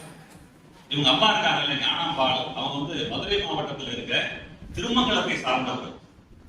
அதனால தியாகி விஸ்வநாதாஸ் உள்ள பிறந்ததுக்கு அப்புறம் ஒரு 3-4 வயசுல என்ன செய்யறாங்கன்னா, சில ஆண்டுகள் ஒரு தாத்தா வீட்டுல போய் திருமங்கலத்துல இருக்காங்க. தாத்தா மாதிரி தெரியும், தாத்தா பேரனாலே ஒரு செல்லம் தான். அப்பான்னா கண்டிப்பா இருப்பாங்க பையனோட எதிர்காலத்தை பத்தி. ஆனா தாத்தாங்கிறவருக்கு பாசம் தான் பெருசு, அதுக்கப்புறம் தான் எல்லாமே. அது மாதிரி திருமங்கலத்துல போய் ஒரு 2-3 ஆண்டுகள் இந்த விஸ்வநாத் தாஸ் அங்க வசிக்கிறாருங்க தாத்தா பாட்டியோட. அந்த திருமங்கலத்துல வாழ்ந்த வாழ்க்கை இருக்குங்களேங்க, இந்த வாழ்க்கை தான் இவரோட எதிர்காலத்தை தீர்மானிக்குது. எதிர்காலத்துக்கான விதை பாத்தீங்கன்னா இந்த திருமங்கலத்துல தான் இருக்கு. அந்த திருமங்கலத்துல பாத்தீங்கன்னா இவரு குடியிருந்த தாத்தாருடைய தெருவுல கடைசியில ஒரு கோயில் இருக்குங்க. இந்த கோயில் என்ன கோயில்னு சொல்றாங்க, அது பெருமாள் கோயிலா இருந்தது. அந்த பெருமாள் கோயில்ல ஒவ்வொரு சனிக்கிழமையும் தாசர் அடிகள்னு ஒருத்தர், அவர் என்ன செய்யறாருங்க, கோவிந்த திருப்பெயர் சரவடின்னு சொல்லிட்டு ஒரு பாடலை பாடுறாரு. ஒவ்வொரு சனிக்கிழமை காலையிலும் பாத்தீங்கன்னா காலில் சலங்கை கட்டிக்கிட்டு சப்பலா கட்டன்னு சொல்லுவாங்க, கையில வச்சுக்கிட்டு அடிப்பாங்க. அந்த கட்டையை வச்சுக்கிட்டு என்ன செய்யறாங்க, பாடுறாரு. ஒரு குழுவாக ஒரு 10 பேரை சேர்ந்துட்டு ஒரு பாடுற தாசர் அடிகள் பாடுறாரு. அந்த ஊர் மக்களே சனிக்கிழமை காலையில பாத்தீங்கன்னா கோயிலுக்கு முடி கூட்டிடுறாங்க. ஒரு 10 பேர் சேர்ந்து அந்த கோவிந்த திருப்பெயர் சரவடிங்கிற பாடலை தொடர்ந்து ஒரு 1/2 மணி நேரத்துக்கு மட்டும் பாடிக்கிட்டு இவங்க என்ன செய்யறாங்க, குதிச்சு நடனம் ஆடுறாங்க. இந்த பாடலை பாடிக்கிட்டே இருக்காங்க. சின்ன பையன், அதிகபட்சம் விஸ்வநாதாஸுக்கு 3 அல்லது 4 வயசு இருக்குங்க. போய் அந்த நடனம் ஆடுறத பார்த்துட்டே இருக்காங்க. அப்ப பள்ளிக்கூடத்துக்கு கூட போல. இந்த பையனுக்கு ஆனா கூட என்னன்னு தெரியாது. ஆனாலும் ஒரு ஆர்வத்துல அவங்க பாடுறதை கேட்டு ஒரு 2 அல்லது 3 வாரத்துல பாத்தீங்கன்னா அவங்க பாடுற பாடல் அத்தனையும் இந்த பையனுக்கு அத்துப்படி ஆயிடும். எல்லா பாடலும் மனப்பாடம் பண்ணிடும். ஒரு சனிக்கிழமை கேட்டாங்கன்னா அடுத்த சனிக்கிழமை வராது, எங்க போனாலும் இந்த பாட்டை சொல்லிக்கிட்டே போகுது, இந்த பாட்டை சொல்லிக்கிட்டே வர்றதுன்னு மனசுல பதிஞ்சு விடுது இந்த பையனுக்கு. அதுக்கப்புறம் என்ன செய்யறாங்க, 2-3 வாரம் கழிச்சு ஒரு 10 பேர் குழுவா நடனம் ஆடுறாங்க இந்த பாட்டை பாடிக்கிட்டு. இந்த பையன் என்ன செய்யறான், அவங்க பக்கத்துல போய் நின்று ஒரு தனி ஆவட்டம், இந்த பையன் தனியா அவங்க பாடும் போது அதே பாட்டை இவங்களும் பாடுவான். இந்த அவங்க எப்படி ஆடுறாங்களோ அதே மாதிரி இந்த பையன் ஆடுறான். ஒரு 4 வயசுல ஆடிக்கிட்டே இருக்காங்க. ஊர் மக்கள்லாம் ஆச்சரியமா பாக்குறாங்க, எப்படி ஆடுறாங்க, எப்படி பாடுறான் பாருன்னு ரொம்ப ஆச்சரியமா பாக்குறாங்க. இந்த தாசர் அடிகள் பார்த்துட்டே இருக்காரு. சில நாள்ல எப்பயாவது கூட நடனம் ஆடுறாங்க யாரும் வரலன்னா இந்த பெண்ணை காப்பாடு கூப்பிட்டு இந்த பையன் காலைல சலங்கை கட்டி கொடுத்து கையில 2 சப்பரா கட்டி கொடுத்து நீங்க என்னோட சேர்ந்து ஆடுறாங்க. இந்த பையன் அவங்களுக்கு இணையா எந்த வயலும் ஒரு சுத்தி மாறாம அவங்களோட ஆடுறாங்க. இந்த பையன் ஊரே வந்து இந்த சின்ன பையனை பார்த்து ரொம்ப மகிழ்ந்து போறாங்க. என்ன செய்யறாங்கன்னா, இந்த பையன் பேர் விஸ்வநாத் தாஸ். இவர் என்ன செய்யறாங்கன்னா, இந்த பையனை தாசரி தாசன் கூப்பிடுறாங்க. இந்த கோவிந்த திருப்பெயர் சரவடி நடத்த திறமை ஆனதுனால இந்த பையனையே தாசரி தாசன் சொல்றாங்க. ஒரு 4-5 வயசுலயே இந்த பையன் பட்ட பெயர் சொல்லலாம், இல்ல இந்த பையன் ஒரு விருது கிடைச்சிட்டு கூட சொல்லலாம். அது மாதிரி தாசரி தாசன் அழைக்கப்படுறாரு இந்த பையன். அதுக்கப்புறம் சில மாதங்கள்ல திரும்ப சிவகாசி உங்க அப்பா அம்மாவோட வந்துடுறாங்க. அவங்க அப்பா என்ன செய்யறாரு, சுப்பிரமணியன் என்ன செய்யறாரு, படிக்கிற வயசு வந்துருச்சு பையனுக்குன்னு சொல்லிட்டு போய் சின்ன பள்ளிக்கூடத்துல போய் இந்த பையனை சேர்த்து விடுறாரு. ஆனா அந்த பையன் பள்ளிக்கூடத்துல உட்காரவே மாட்டேங்கிறாங்க. சின்ன பள்ளியில உட்காரவே இல்லை. தந்தை இருப்பாப்புல எங்கேயாவது ஒரு சத்தம் எடுத்துனா கிளம்பி ஓடி போடுவாங்க. அவங்க அப்பா எவ்வளவோ கட்டாயப்படுத்தி பாக்குறாரு, போட்டு பாடாப்படுத்துறாரு, திட்டுறாரு. எதிர்காலம் கெட்டு போயிட்டா படிக்காங்கிறாரு, படிக்க தயாரா இல்லை. சொல்லி பாக்குற சில நேரத்துல போட்டு வெளுத்து எடுத்து விடுறாரு. அந்த பையனை அடிச்சு வண்டி உட்கார வச்சுட்டு வர்றாரு. அடுத்த பக்கத்துல பையன் வகுப்புல இருக்க மாட்டான், ஓடி இருக்காரு. என்ன பண்றதுன்னு தெரியல. அந்த பையன் ரொம்ப படிப்புல நாட்டமே இல்லை. அவர் பாக்குறாரு, சரி நீ படிக்க மாட்டேன், நானும் நீ தலையால தண்ணி குடிச்சு பார்த்துட்டேன், நீ படிக்கிற மாதிரி தெரியல, வா நம்ம குடும்பத்துக்கு குளத்தில் ஒண்ணு இருக்கு, வா நீ தொழில கத்துக்கிட்டீங்க, நாளைக்கு வந்து கடைக்கு வந்து பாக்குற. கடைக்கு போக மாட்டேங்கிறாப்புல. அப்பா சொல்றதையும் கேட்க மாட்டேங்கிறாங்க. நான் குல தொழில் நான் பார்க்க மாட்டேன்னு சொல்லியே தவிர அவங்க அப்பா அழைச்சிட்டு போற மாதிரி போனா நடுப்புறையாவது ஓடி போயிடறாப்புல. ஆள் இருக்கிறது குல தொழிலையும் பார்க்கல. இவருக்கு கோவம் வந்துருது. இருக்கு போட்டு அடிக்கிறாரு, திட்டுறாரு, நீ உட்பட மாட்டக்கூடாது, நீ இப்படி இருக்கேன்னு அடிக்கிறாரு, திட்டுறாரு. சின்ன பள்ளிக்கூடத்துக்கும் போக தயாரால, தொழில கத்துக்கிறதுக்கும் பையன் தயாரால. அவன் பாட்டு எங்கேயாவது தெருக்கூத்து நடந்தா ஓடி போயிடுறாப்புல, ஏதாவது பாட்டு பாடிட்டு தெரியுறாப்புல, வேற ஒண்ணும் செய்யறது இல்லை. ரொம்ப வருத்தத்துல இருக்காரு அவங்க அப்பா. அப்ப அந்த ஊர்ல வந்துங்க ஒரு தொந்தியப்ப நாடாருன்னு இருக்காரு. வேற ஒரு குடும்பத்தை பார்த்து வச்சிருப்பாங்க உங்களுக்கு. தொந்தியப்ப நாடாருன்னு ஒருத்தர் தோல் மட்டி நடத்திட்டு இருக்காரு. ஒரு காலத்துல நாடகத்துல இருந்தவர். இந்த பையனை பார்க்கறது ரொம்ப ஆர்வமா இருக்கான். அந்த பையன் எப்ப பார்த்தாலும் நான் பாட்டு பாடிட்டு இருக்கான், ஆட்டம் ஆடிட்டு இருக்கானே, அந்த பையனை கூப்பிட்டு நான் உனக்கு பயிற்சி தரேன்னு சொல்லிட்டு நாடகங்கள்ல எப்படி நடிக்கிறதுன்னு பயிற்சி கொடுக்குறாரு. இவங்க அப்பாவுக்கு பையனோட திறமை தெரியல. ஆனா அவரு ஊர்ல யாராவது ஒரு ஆளு இவரை கண்டுபிடிச்சு அடையாளம் கண்டுபிடிச்சிட்டு அவருக்கு பயிற்சி கொடுக்குறாரு. எப்படி நடிக்கிறதுங்கிறதுக்கு பயிற்சி கொடுக்குறாரு. அதே மாதிரி பாட்டு போடாமல முறையாக எப்படி பாடுவதுங்கிறதுக்கு சங்கீதத்தை அந்த அவர் தான் கத்துக்கிறார். பல மாதங்கள் அவர் கூடவே இருந்து எப்ப சொல்றாரு அப்பெல்லாம் போய் எப்படி நாடகங்கள் நடிக்கிறதுன்னு கத்துக்காப்ல, பாடுறதுக்கு இந்த பையன் கத்துக்காப்ல. இது மாதிரி நேரத்துலங்க சிவகாசி பக்கத்துல ஒரு கோயில் இருக்கும், பத்திரகாளியம்மன் கோயில் ஒரு கோயில். அந்த கோயில ஒவ்வொரு வருஷமும் தேர் திருவிழா நடத்துவாங்க. அந்த தேர் திருவிழாவை பார்க்கறதுக்கு இந்த விஸ்வநாதாஸ் பையனுக்கு 4-5 பையன்கள்லாம் சேர்த்து ஒரு 7-9 வயசு வச்சுங்களேன் போய் எல்லாம் கூட்டமா போய் பாக்குறாங்க. அந்த பையன் எல்லாம் சொல்றானுங்க, நீதான் நல்லா பாட்டு பாடுவீங்க, ஒரு பாட்டு பாடுறான், நீங்க நல்லா கூட்டமா இருக்கு, நீ நல்லா ஒரு பாட்டு பாடுன்னு சொல்றாங்க. விஸ்வநாதாஸ் ஒரு பெரிய ஒரு பிளஸ் பாயிண்ட் சொன்னீங்கன்னா, பூச்சி வைக்கிறது கிடையாது. எப்ப வேணாலும் பாடினா பாடுவாப்புல, டான்ஸ் ஆடினா ஆடுவாப்புல, பூச்சி போட மாட்டாப்புல.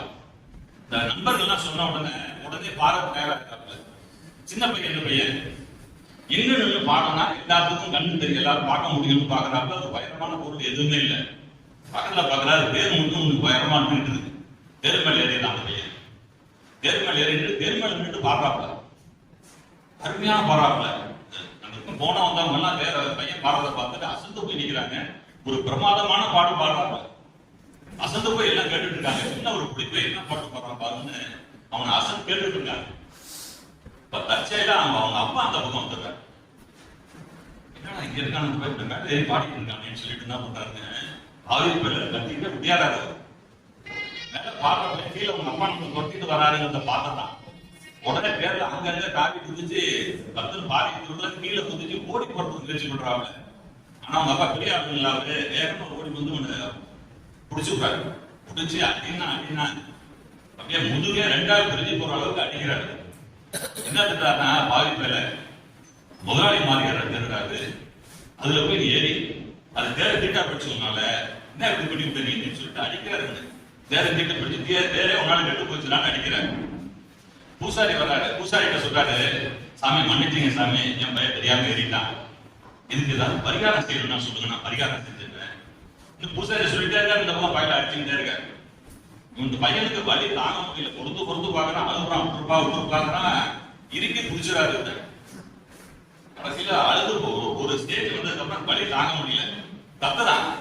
என்னப்பா நான் ஏதெல்லாம் தேர்ந்துட்டா போச்சா, நம்ம ஜாதிக்காரங்க மேலே ஏறி நாதஸ்வரம் வாசிக்கிறான், அப்பெல்லாம் அந்த தேர்ந்து தீட்டா போல, இப்ப நான் ஏறி டான்ஸ் தீட்டா போடுச்சான்னு அப்பாட்ட கத்துறான்.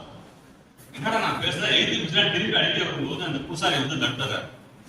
அடிக்காத சொல்லணும்னே, உன் பையன் ஒன்றும் தப்பா பேசல, என் பையனை பார்த்தா நல்ல ஒரு புத்திசாலி பையன் எல்லாரும் தெரியுதான், அவன் எதிர்காலத்துல நல்லா இருப்பான், அவன் டைசன் அடிக்காத, நம்ம அடிக்காத விட்டுன்னு சொல்றாரு. அதுக்கப்புறம் பாக்குறாரு அந்த அவங்க அப்பா, சரி உன்னை நம்ம கண்டிச்சு புரோஜனம் இல்லை, படிக்க வச்சு பார்த்தேன் படிக்கல, தொழிலுக்கு வாடானா தொழிலுக்கும் வரல, இது மாதிரி கூத்தடிச்சு நிக்கிறான், எங்கோட கட்டு போறான்னா என்னோட தண்ணி தெரிஞ்சுக்கிறாரா. அதுக்கப்புறம் அந்த பையன் என்ன செய்யறான், அப்பாவோட இல்லைன்னு எங்கெங்கெல்லாம் வந்து அந்த ஊரை சுத்தி தெருக்கூத்து நடந்ததோ, எங்கெங்கெல்லாம் நாடகம் நடந்ததோ அங்க போய் சேர்ந்துடுறாப்புல, தெருக்கூத்துல போய் சேர்ந்துடுறாப்புல, நாடகத்துல போய் சேர்ந்துடுறாப்புல. என்ன நடிக்கிறதுக்கு பயிற்சி கொடுத்ததுனால நாடகத்துல போய் சேர்ந்துடுறாப்புல. இவருக்கு நாடகத்துல முதல்ல கிடைச்ச வேடம் என்னன்னு பாத்தீங்கன்னா பெண் வேடம் தான் தர்றாங்க. அந்த காலத்துல பெண்கள்லாம் யாரும் நாடகத்துல நடிக்க மாட்டாங்க, ஆண்கள் தான் பெண் வேடம் போட்டு நடிப்பாங்க. அதனால இந்த பையனுக்கு பெண் வேடம் போடுறாங்க. பெண் வேடம் போட்டு பார்த்தாங்க, உண்மையான பொண்ணை விட பார்க்கறதுக்கு அழகா இருக்காங்க, அந்த அளவுக்கு அழகா இருக்காப்ல. அதே மாதிரி நிறைய பாத்தீங்கன்னா பயிற்சி படம் அந்த ரொம்ப நளினமா நடந்து போறாப்ல. பேசுறது பாத்தீங்கன்னா பெண் குரலையே பேசுறாப்ல, குரலை மாத்தி வச்சுக்கிட்டு பெண் குரலே பேசுறாப்ல. நாடகத்துல தொடர்ந்து நடிக்க ஆரம்பிக்கிறாப்ல, பெண் பேசுறதுல நடிக்க ஆரம்பிக்கிறாப்ல. கொஞ்சம் வருமானமும் வருது. அவங்க அப்பா பாக்குறாரு, பையன் கெட்டு போகணும்னு நினைச்சேன், பரவாயில்ல பொழைச்சுக்காம வருது, உங்க அப்பாவுக்கு ஒரு நிம்மதி. தொடர்ந்து பெண் வேடத்திலே நடிச்சுட்டு இருக்காப்ல. நடிச்சிட்டு இருக்கும் போது இவருக்கு ஒரு 16 வயசு வருது. இந்த 16 வயசு வந்தாலே ஒரு பருவம்னு சொல்லுவாங்க, நம்ம பெண்களுக்கு பருவம் வரும், ஆண்களுக்கும் அந்த உடல்ல வந்து மாற்றங்கள் வரும். அப்ப என்னாச்சுன்னா 16 வயசு விஸ்வநாதாசன் அந்த நேரத்துல பாத்தீங்கன்னா உடம்ப மாறி போயிடுது. நல்ல ஒரு பாட்ட சாட்டமா ஒரு நல்ல ஒரு பெரிய உடம்பா மறந்துருது பையனுக்கு விஸ்வநாதாசன். முக அமைப்பு பாத்தீங்கன்னா மாறி போயிடுது. தொண்டையில மகரக்கட்டு வந்துருச்சுங்கிறாங்க. அதாவது பேசுற பத்தியில குரல் வந்து பத்தியில அந்த குரல் வந்து மாறி போயிடுது. ஏற்கனவே பேசுறதுக்கும் 16 வயசு கடந்ததுக்கு அப்புறம் ஒரு கம்பீரமான குரலா மாறி போயிடுது. குரல் கம்பீரமா மாறினதுனால இந்த இவரால் என்னன்னா பெண் குரல்ல பேச முடியல. பெண் குரலை மாத்தி பேசி பாக்குறாரு, முடியல. அப்ப என்ன செய்யறாங்க, என்னமோ உன்னால நடிக்க முடியாது பெண் வேடம் போட்டு, அதனால என்ன பண்ணின்னு ஆண் வேட்டத்தில் நடிக்கலாம், ராஜா பாட்டு கத்துல நடிக்கலாங்கிறார். அப்ப நடந்த நாடகங்கள் புராண நாடகங்கள் தானே நடந்துச்சு. ராஜா பாட்டுனா ராஜா வேஷம் கொடுப்பாங்க. அந்த புராண நாடகத்துல ஒரு அரசர் வேஷம் கொடுப்பாங்க. இவரு 16 வயசுல வந்து இந்த அரசர் வேடம் போட வரும்போதெல்லாம் பெண்கள் கொஞ்சம் கொஞ்சமா நாடகத்துக்கு வந்துட்டு இருக்காங்க நடிக்கிறது. அப்ப என்ன செய்யறாங்க, இவருக்கு ராஜா பாத்திர வேடம் கொடுத்துட்டாங்க. இவருக்கு ஜோடியா ஒருத்தர் நடிக்கணும். அதனால அப்ப வந்து 1-2 நடிகைகளை போட்டு இந்த மாதிரி இந்த விஸ்வநாததாஸுக்கு ஜோடியா நடிக்கணுமா கூப்பிடுறாங்க. ஆனா எந்த நடிகை இவருக்கு ஜோடியா நடிக்கிறது வர மாட்டேங்கிறாங்க. அவர் வந்து தாழ்த்தப்பட்ட சமுதாயத்தை சார்ந்தவர், அவரு கூட நாங்கெல்லாம் நடிக்க மாட்டோம்னு சொல்லிட்டு ஒதுக்கிடுறாங்க. இவருக்கு ஒண்ணும் முடியல. என்ன செய்யறாருங்க, சரி பரவாயில்ல, பழையபடி நம்ம வந்து ஆணுக்கே ஒரு பெண்காட்டம் போட்டு நடிக்க சொல்றோம்னு சொல்லிட்டு ஒரு பெண்காட்டம் போடுறாரு. இவரு ராஜா பார்த்தா நடிக்கிறாரு, இன்னொரு ஆண் வந்து பெண் வேடம் போட்டு நடிக்கிறாரு. ஆனாலும் இவருக்கு மனசு முடியல. என்னன்னா நமக்கு ஜோடியா நடிக்கிறது ஒரு பொண்ணு கூட வர மாட்டேங்கிறாங்க. பொண்ணு கல்யாணம் பண்ணியா வேண்டாம், நம்ம நாடகத்துல தானே ஒரு 3 மணி நேரம் நடிக்க சொல்லணும் ஜோடியா, ஒருத்தருமே வர மாட்டேங்கிறாங்களேன்னு இவருக்கு ரொம்ப வருத்தாங்க, தாங்க முடியல. அப்ப என்ன செய்யறாரு, அதெல்லாம் தன்னோட இதெல்லாம் பாட்டாவே பாடுறாரு. நமக்கு தெரியுங்க, இப்ப பழங்காலத்துல ஒரு 40 வருஷத்துக்கு முன்னாடி வந்த படம் எல்லாம் பார்த்தோம்னு வச்சுக்கலாங்க, தியாகராஜ பாதர் படம் எல்லாம் பார்த்தோம்னா ஒரு படத்துல 30 பாட்டு குறைஞ்சது. அவங்க பேசிக்கிறது ரொம்ப குறைவா இருக்கும். 2 நிமிஷம் பேசுனாங்கன்னா 3 நிமிஷம் பாட்டு போடுவாங்க. அதான் 30-40 பாட்டு இருக்கும் படத்துல. அதே மாதிரி தான் அன்றைய நாடகங்களும் வெறும் பாட்டா தான் இருக்கும். அவங்க பேசிக்கிறதுங்கிறது ரொம்ப குறைவு. இவர் தான் விஸ்வநாதாஸ் வந்து நாடகத்திலே ஊறி போனதுனால இவரே நாடகத்துக்கு தேவையான பாடலாம் எழுதுவார். புராண நாடகத்தில் எழுதினார்னா அதுக்கு தேவையான பாடலாம் இவரே எழுத முடியும்னால அது மாதிரி எழுதும் போது தான் செய்யறாருங்க, தன்னோட நிலைமை நினைச்சு ஒரு பாட்டு பாடுறாரு. அதுக்கு யாரும் ஜோடியா வர மாட்டாங்கிறாங்களே வருத்தத்துல இவரே ஒரு பாடல் எழுதி பாடுறாருங்க. பள்ளி திருமணம் நாடகம். அந்த திருமணத்துல தன்னோட நிலைமையை சொல்றாரு. தாழ்த்தப்பட்ட சோதரரை தாங்குவாருண்டோ தாங்குவாருண்டோ, மண்ணில் ஓங்குவாருண்டோ, வீழ்த்தப்பட்டு வாடுகின்றார், வெம்பியே திண்டாடுகின்றார், பார்த்த மன பாவிய பாதகத்தாலே இந்த வேதினி மேலே இருக்கவும் இடமில்லை, நிற்கவும் இடமில்லை என நொந்து வாடி அலறார். இல்லம் ஒன்றில்லாத அல்லலே வடிவமாய் ஏங்கி ஏங்கி விழறான்னு சொல்லிட்டுங்க ஒரு சோகமயமான பாட்டு தன்னை நினைச்சே பாடுறாரு. இவர் பாட பாட அந்த அரங்குக்கு வந்திருக்கு இந்த பெண்கள் நாடகத்தை பாக்குறாங்கல்ல, அவங்களே வந்து பாத்தீங்கன்னா கண்ணீர் சிந்துறாங்க, கண்ணெல்லாம் கலக்கும் போது எல்லாத்துக்கும் அது மாதிரி தன்னோட நிலைமை நினைச்சு ரொம்ப சோகமா பாடுறாரு. இப்ப இது மாதிரி சில மாதங்கள் நடந்து போகும்போது இந்த பெண்கள்ல நாடகத்துல வந்த பெண்கள்ல ஒரு பிராமண குலத்தை சேர்ந்தவங்க முத்துலட்சுமின்னு ஒருத்தவங்க, அவங்க என்ன செய்யறாங்க, முதல்ல நான் வந்து விஸ்வநாததாஸ் ஜோடியா நடிக்கிறேன் சொல்லிட்டு வந்து நடிக்க ஆரம்பிக்கிறாங்க. ஒரு 5-6 மாதங்கள் கடந்து மற்ற நடிகைலாம் பாக்குறாங்க. ஒரு ஐயர் வீட்டு பொண்ணு இந்த அளவுக்கு ஜோடியா நடிக்கும் போது நம்ம நடிச்சா என்ன தப்பு, நம்மளும் போவோம், நம்ம பாட்டு நடிக்காம நடிக்க வீட்டுல உட்காந்து வருமானம் போயிடுச்சு. ஒவ்வொருத்தராக நடிக்க ஆரம்பிக்கிறாங்க. இது மாதிரி ஒரு நாடக வாழ்க்கை ரொம்ப செழிப்பா நடந்துட்டு இருக்குங்க. அப்ப பாக்குறாருங்க, எங்க அப்பா பாக்குறாரு, நாடகம் நடிக்க ஆரம்பிச்சாங்க, வருமானம் வந்துருச்சு. ஆனா ஒவ்வொரு நாடகத்திலையும் ஒவ்வொரு பொண்ணோட ஜோடி போட்டு நடிச்சிட்டு இருக்காங்க. இப்படியே விட்டோம்னா நம்ம பேர் கெட்டு போனாலும் கெட்டு போட்டுவான், இதை விடக்கூடாது, பையனுக்கு ஒரு கால் கட்ட போடணும் முதல்ல சொல்லிட்டு தன்னோட சமுதாயத்திலேயே ஒரு பொண்ணை பார்த்து திருமணம் செஞ்சு வைக்கிறாங்க. மனைவியா வந்தவங்க பேர் வந்து சண்முகத்தாய்ங்கிறவங்க. இவருக்கு திருமணம் செஞ்சு வச்சிருக்காங்க. திருமணம் ஆகும் போது விஸ்வநாதாஸோட வயது வந்து 20, அந்த பொண்ணோட வயது 15 வயசு. ரொம்ப சந்தோஷமா குடும்பம் நடத்துறாங்க. இவங்களுக்கு 5 குழந்தைங்க. முதல்ல பையன் பொண்ணு என்ன செய்யறாரு, அப்பா பேர பையனுக்கு வைக்கிறார். அப்பா பேர் சுப்பிரமணியம், பையனுக்கு என்ன பேர் வைக்கிறாங்க, சுப்பிரமணிய தாஸ் பேர் வைக்கிறார். பையனுக்கு பேர் வைக்கிறாரு. 2வது பையன் வந்து காசிநாதன், முத்தையா தாஸ். 2 பொண்ணுங்க, பிச்சையம்மான் தங்கத்தாய். 5 பேருங்க. முதல் பையனுக்கு அப்பா பேரைய வச்சிருக்காரு. நாடகம் ரொம்ப செழிப்பா வர்றதுனால இவரே ஒரு நாடக குழுவை ஆரம்பிக்கிறார். நல்லா சம்பாதிக்கிறாரு, நாடகம் ஆரம்பிக்கிறாரு. அந்த நாடக குழுவுக்கு என்ன பேர் வைக்கிறாருன்னா, எல்லா நாடகத்திலையும் ஒரு நிழல் போல இருக்கிறது அவரோட தம்பி சண்முகம் தான். இவருக்கு மனைவியா வந்தவங்க பாத்தீங்கன்னா சண்முக தாய் தான். அதனால இந்த 2 பேரோட நினைவா சண்முகானந்தா நாடக குழு இவரே ஒரு புதுசா ஒரு நாடக கம்பெனி ஆரம்பிச்சு அதை நடத்துறாரு. எல்லாமே புராண நாடகம் தான். ரொம்ப சிறப்பா நடத்திட்டு நல்ல வருமானம், நல்ல இடம் வாங்குறாங்க, காசு சேருது. திருமங்கலத்துல வந்து ஒரு இடம் வாங்கி வீடு கட்டி ஒரு பங்களா மாதிரி கட்டுறாரு. நல்ல செல்வ செழிப்பா இருக்காருங்க. இந்த நேரத்தில் எல்லாமே தேவைக்கு பாட்டெல்லாம் இவரே எழுதிக்கிறாரு, இவரே பாட்டு எழுதி பாடுறாருங்க. அந்த நேரத்துல தாங்க இதெல்லாம் ஒரு திருப்பு முனை மாதிரி மகாத்மா காந்தி வந்து தூத்துக்குடிக்கு வர்றாரு. தூத்துக்குடிக்கு வரும்போது இவரை கூப்பிடுறாங்க. இந்த புத்தகத்துல வந்துங்க 1911ஆம் ஆண்டு மகாத்மா காந்தி தூத்துக்குடிக்கு வந்தார். அது அச்சுப்பிள்ளையா இருக்கும்னு நினைக்கிறேன். மகாத்மா காந்தி வந்து தென்னாப்பிரிக்காவில இருந்து இந்தியாவுக்கு வந்து 1915 தான் வர, ஐயாவுக்கு 15 தான் இந்தியாவுக்கு திரும்புறாரு. அப்புறம் அந்த இணையத்துல தேடி பார்த்தேன். 1919ஆம் வருடம் மார்ச் மாசம் 27ஆம் தேதி ஒரு தடவை வந்து தூத்துக்குடி வந்திருக்காரு. அப்புறம் 1927ஆம் ஆண்டு அக்டோபர் மாதம் 6ஆம் தேதி ஒருத்தர் தூத்துக்குடி வந்திருக்காங்க. அப்புறம் 1934ஆம் ஆண்டு ஜனவரி மாதம் 24ஆம் தேதி 3 முறை மகாத்மா காந்தி வந்து தூத்துக்குடி வந்திருக்காங்க. அநேகமா ஐயா சொல்றது சந்திச்சு வந்து 1919 ஆகணும். அந்த எழுத்து பிள்ளையில 19ங்கிறது 11 ஆச்சாயிருக்கும்னு நினைக்கிறாங்க.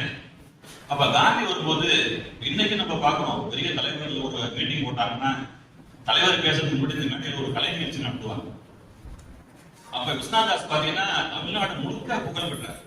நாடகம் வந்து தமிழ்நாடு பூரா நடத்துறாரு. பாடுற பாடல் வந்து தமிழ்நாடு பூரா எல்லாத்துக்கும் ரசிகர்கள் இருக்காங்க. அது மாதிரி ஆள் என்ன செய்யறாங்க, தூத்துக்குடி காந்தி வர்றாருப்பா, நீ வந்து மேடையில காந்தி பேசுறதுக்கு நீ ஒரு 1/2 மணி நேரம் பாட்டு பாடணும்னு இவரு தூத்துக்குடி கூப்பிடுறாங்க. இவரும் வரேன்னு சொல்லிட்டு தூத்துக்குடிக்கு போறாரு.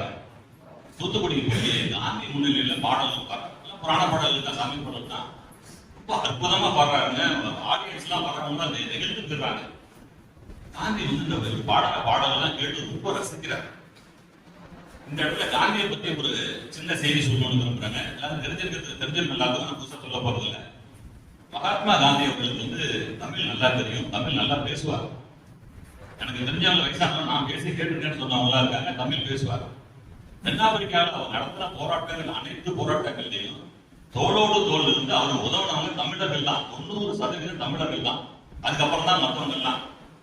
இவர் அங்க ஒரு கம்பெனிக்கு வேலைக்கு போறாரு. அப்படிங்கும் போது இவரை வக்கீல்னு சொல்லி ஒரு முதல் இவருக்கு கேச பண்ணி கொடுத்தது பாலசுந்தரம்னு ஒரு தமிழர் தான் போய் கேஸ் கொடுக்குறாங்க. எல்லாருமே தமிழர்கள் தான் இருக்காங்க. அதனால இவருக்கு ஒரு ஆசை, இவ்வளவு தமிழர்கள் நமக்கு ஒத்துழைச்சிருக்காங்களே, இவங்களுக்கு நன்றி செலுத்துவதற்காக நம்ம தமிழை கத்துக்கணும். தமிழ் கத்துக்கிறாரு. அவர் நல்லா தமிழ் பேசுவாரு. பேசுறது எல்லாமே அவருக்கு புரியும். அதே மாதிரி மோகன்தாஸ் கரம்சந்த் காந்தி தமிழ்ல கையெழுத்து போட முடியும் அவரால். அந்த அளவுக்கு தமிழ் மேல் உள்ள பற்று. என்ன சொல்ல போனாங்க, அவருக்கு இந்த கற்க கசடர கற்பவைங்கிற திருக்குறள் வந்து ரொம்ப பிடித்தமான திருக்குறள் அவருக்கு. ஆனா இப்படிதான் சொல்லியிருக்காங்களே. அதே மாதிரி நம்ம தமிழ்ல வர சொற்றொடர்கள் இருக்குல்ல, அதுல பிறப்பூண்டே இறப்பூண்டுன்னு ஒரு சொற்றொடர் தமிழ்ல உண்டு. அது வந்து மகாத்மா காந்திக்கு ரொம்ப பிடிக்கும். எப்படா இவ்வளவு பெரிய விஷயத்த சாதாரணமா சொல்லியிருக்காங்க தமிழ்ல. பிறப்பூண்டே இறப்பூண்டுன்னு சொல்றது அவருக்கு ரொம்ப பிடித்தமான ஒன்று. அதே மாதிரி திக்கற்றவருக்கு தெய்வமே துணைங்கிற வார்த்தையும் அவருக்கு மகாத்மா காந்திக்கு ரொம்ப பிடிக்கும். அந்த அளவுக்கு தமிழ் மேல் பற்று கொண்டிருந்தவர். இவர் வந்துங்க குஜராத்ல சபர்மதி ஆசிரமம் நடத்துறான்னு நமக்கு எல்லாருக்குமே தெரியும். இந்த சபர்மதி ஆசிரமத்துல தினந்தோறும் பாத்தீங்கன்னா பிரார்த்தனை நடந்தது. சபர்மதி ஆசிரமம் நடத்துற பொறுப்பாளர் சொல்றாரு, காந்தி இல்லாம கூட இங்க பிரார்த்தனை நடந்திருக்குங்க, ஆனா தமிழ் பாட்டு இல்லாம நாங்க பிரார்த்தனை செஞ்சதே கிடையாது. என்ன பாட்டு தெரியுங்களாங்க, திருவாசகத்திலிருந்து ஒரு பாடம் வந்து பாடல, அச்சுவ பதிகத்திலிருந்து ஒரு பாடலை வந்து தினந்தோறும் சபர்மதி ஆசிரமத்துல பாடிக்கிட்டே இருக்காங்க. காந்தி இருந்தாலும் சரி, காந்தி இல்லைன்னாலும் சரி. முத்தி நெறி அறியாத மூர்க்கரோடு முயல் வேணை, பக்தி நெறி அறிவித்து பல வினைகள் பாரமண்ணம், சித்தமடம் அறிவித்து சிவமாக்கி எனையாண்ட அத்தன் எனக்கு அருளியவாறு யார் பெறுவார் அச்சோவேங்கிற ஒரு அச்சோ பதிகத்திலிருந்து ஒரு பாடலைங்க தினந்தோறும் சபர்மதி ஆசிரமம் பாடிக்கிட்டே இருக்காங்க. அந்த அளவுக்கு அவர் தமிழ் மேல கொண்ட ஈடுபாடு. இன்றைய அரசியல் சூழல் நமக்கு எல்லாருக்கும் புரியும். என்னைக்கு நம்ம நாடு சுதந்திரம் பெற்றுச்சோ அன்னையில இருந்து எல்லாருமே நம்மள ஹிந்தி படின்னு சொல்லிட்டே இருக்காங்க. ஆனா அவங்கள பார்த்து தமிழ் படின்னு சொன்ன ஒரே ஆளு மகாத்மா காந்தி மட்டும்தான். அவர் மட்டும்தான் சொன்னார், நீங்க எல்லாம் தமிழ் படிக்கலாம், தமிழ் படிச்சு பார்த்தா அவ்வளவு இனிமையான மொழி சொல்லிட்டு ஒரு கட்டுரையில எழுதியிருக்காரு. இந்தியா முழுமையும் ஒரே ராஜாங்கமாக ஏற்பட வேண்டுமானால் சென்னை ராஜதானிக்கு வெளியில் இருப்பவங்க தமிழ் கத்துக்கணும்னு சொல்றாரு. மாதிரி தமிழ படிக்கணும். மற்றவங்க வடக்கர்களை பார்த்து தமிழ் படின்னு சொன்ன ஒரே ஆளு மகாத்மா காந்தி மட்டும்தான். அவர் மேடையில் உட்கார்ந்துருக்காரு, விஸ்வநாதாஸ் பாட்டு பாடிட்டே இருக்காரு. ஒரு பாட ரொம்ப ரசிக்கிறாரு. ரசிச்சு கேட்கிறாரு. பாட்டு முடிஞ்சதுக்கு அப்புறம் அந்த நிகழ்ச்சி ஏற்பாடு பண்ணவங்க சரி அழைச்சிட்டு போய் அவரை மகாத்மா காந்தி கிட்ட அறிமுகப்படுத்தி வைக்கிறாங்க. இவர் தான் விஸ்வநாதாஸ் நாடகத்தில் நடிச்சிட்டு இருக்காரு, நல்லா பாட்டு போடுவாருன்னு ரொம்ப சிறப்பா பாடிங்கப்பா, ரொம்ப சந்தோஷங்கிறாரு. அதோடு விட்டுருந்தாங்கன்னா விஸ்வநாதாஸ் செல்வந்தராகவே கடைசி வரைக்கும் இருந்திருப்பாருங்க. பேசிட்டு அடுத்து சொல்றாரு, உங்களோட இசை கலை திறமைய நாட்டு விடுதலைக்கு பயன்படுத்தலாமே ஒரு கோரிக்கை வைக்கிறாரு. தங்களோட இசைத்திறனை நாட்டு விடுதலைக்கு பயன்படுத்துங்கன்னு சொல்றாரு. அந்த முடியல விஸ்வநாதாஸோட வாழ்க்கையே தலைகீழா மாறி போகுது. அது வரைக்கும் அவர் புராண நாடகம் நடிச்சிருந்தாரு, நல்லா சம்பாதிச்சு செழிப்பா இருக்காரு, எங்க பார்த்தாலும் வீடு வாங்கி போட்டிருக்காரு, காசு இருக்கு, நகை நட்டுன்னு வசதியா இருந்திருக்காரு. காந்தி என்னைக்கு இந்த வார்த்தை சொன்னாரோ அன்னைக்கு அவரோட வாழ்க்கையை தலைகீழா புரண்டப்படும். அது வரைக்கும் கொடுத்த பட்டு வேண்டி, பட்டு ஜிப்பா, கருத்துல இருந்த சங்கிலி எல்லாத்தையும் எடுத்து போட்டுட்டு கதற்கு மாறாரு. கதற்கு மாறாரு தவிர அவரோட நாடகத்தை பார்த்தீங்களாங்க, இந்த நாடகத்தை ஒரு மாத்தவே இல்லை. கடைசி வரைக்கும் எப்பொழுதும் போல ஹரிச்சந்திரன் நாடகம், பள்ளி திருமண நாடகம், கோவள நாடகம், நல்லத்தங்கால் நாடகம், இந்த நாடகங்கள் தான் புராண நாடகங்கள் தான் நடிக்கிறார். ஆனா அந்த நாடகத்துல என்ன செய்யறாங்க, இன்னொரு ட்விஸ்ட் வைக்கிறார். நம்ம ஏற்கனவே பார்த்தோம், நாடகம்னா பாட்டான்னு பார்த்தோம். புராண நாடகங்கள்ல வர்ற பாட்டுல இந்திய சுதந்திர போராட்டத்தை வலியுறுத்தி கருத்துக்களை தெரிஞ்ச பாட்டை உள்ள திணிக்கிறாரு. தானே பாட்டு எழுதுறாரு. தானே பாட்டு எழுதி பாக்குறவங்களுக்கு எல்லாம் உள்ள கிளர்ச்சியாளர் மாதிரி ஒரு பாட்டு சேர்க்கிறாரு. இவங்க நடத்தின நாடகங்கள்லயே மிக முக்கியமான நாடகம், அதிக அளவு நடத்தின நாடகம் தான் வள்ளி திருமண நாடகம் தான். அந்த வள்ளி திருமண நாடகத்துல ஒரு காட்சி வரும். வள்ளி என்ன செய்வாங்கன்னா, ஒரு வயலுக்கு போவாங்க. வயல்ல நல்லா விளைந்த தானிய கதிரில பறவைகள்லாம் கொத்தி நின்றுட்டு இருக்கும். அந்த பறவைகளை விரட்டுவாங்க. இந்த கவன் கல்னு சொல்றாங்க, இந்த கல்லா விட்டுமாங்க நம்ம ஆளுங்க, அதை வச்சு கல்லை அடிச்சுக்கிட்டு அந்த பறவைகள்லாம் விரட்டுறாங்க.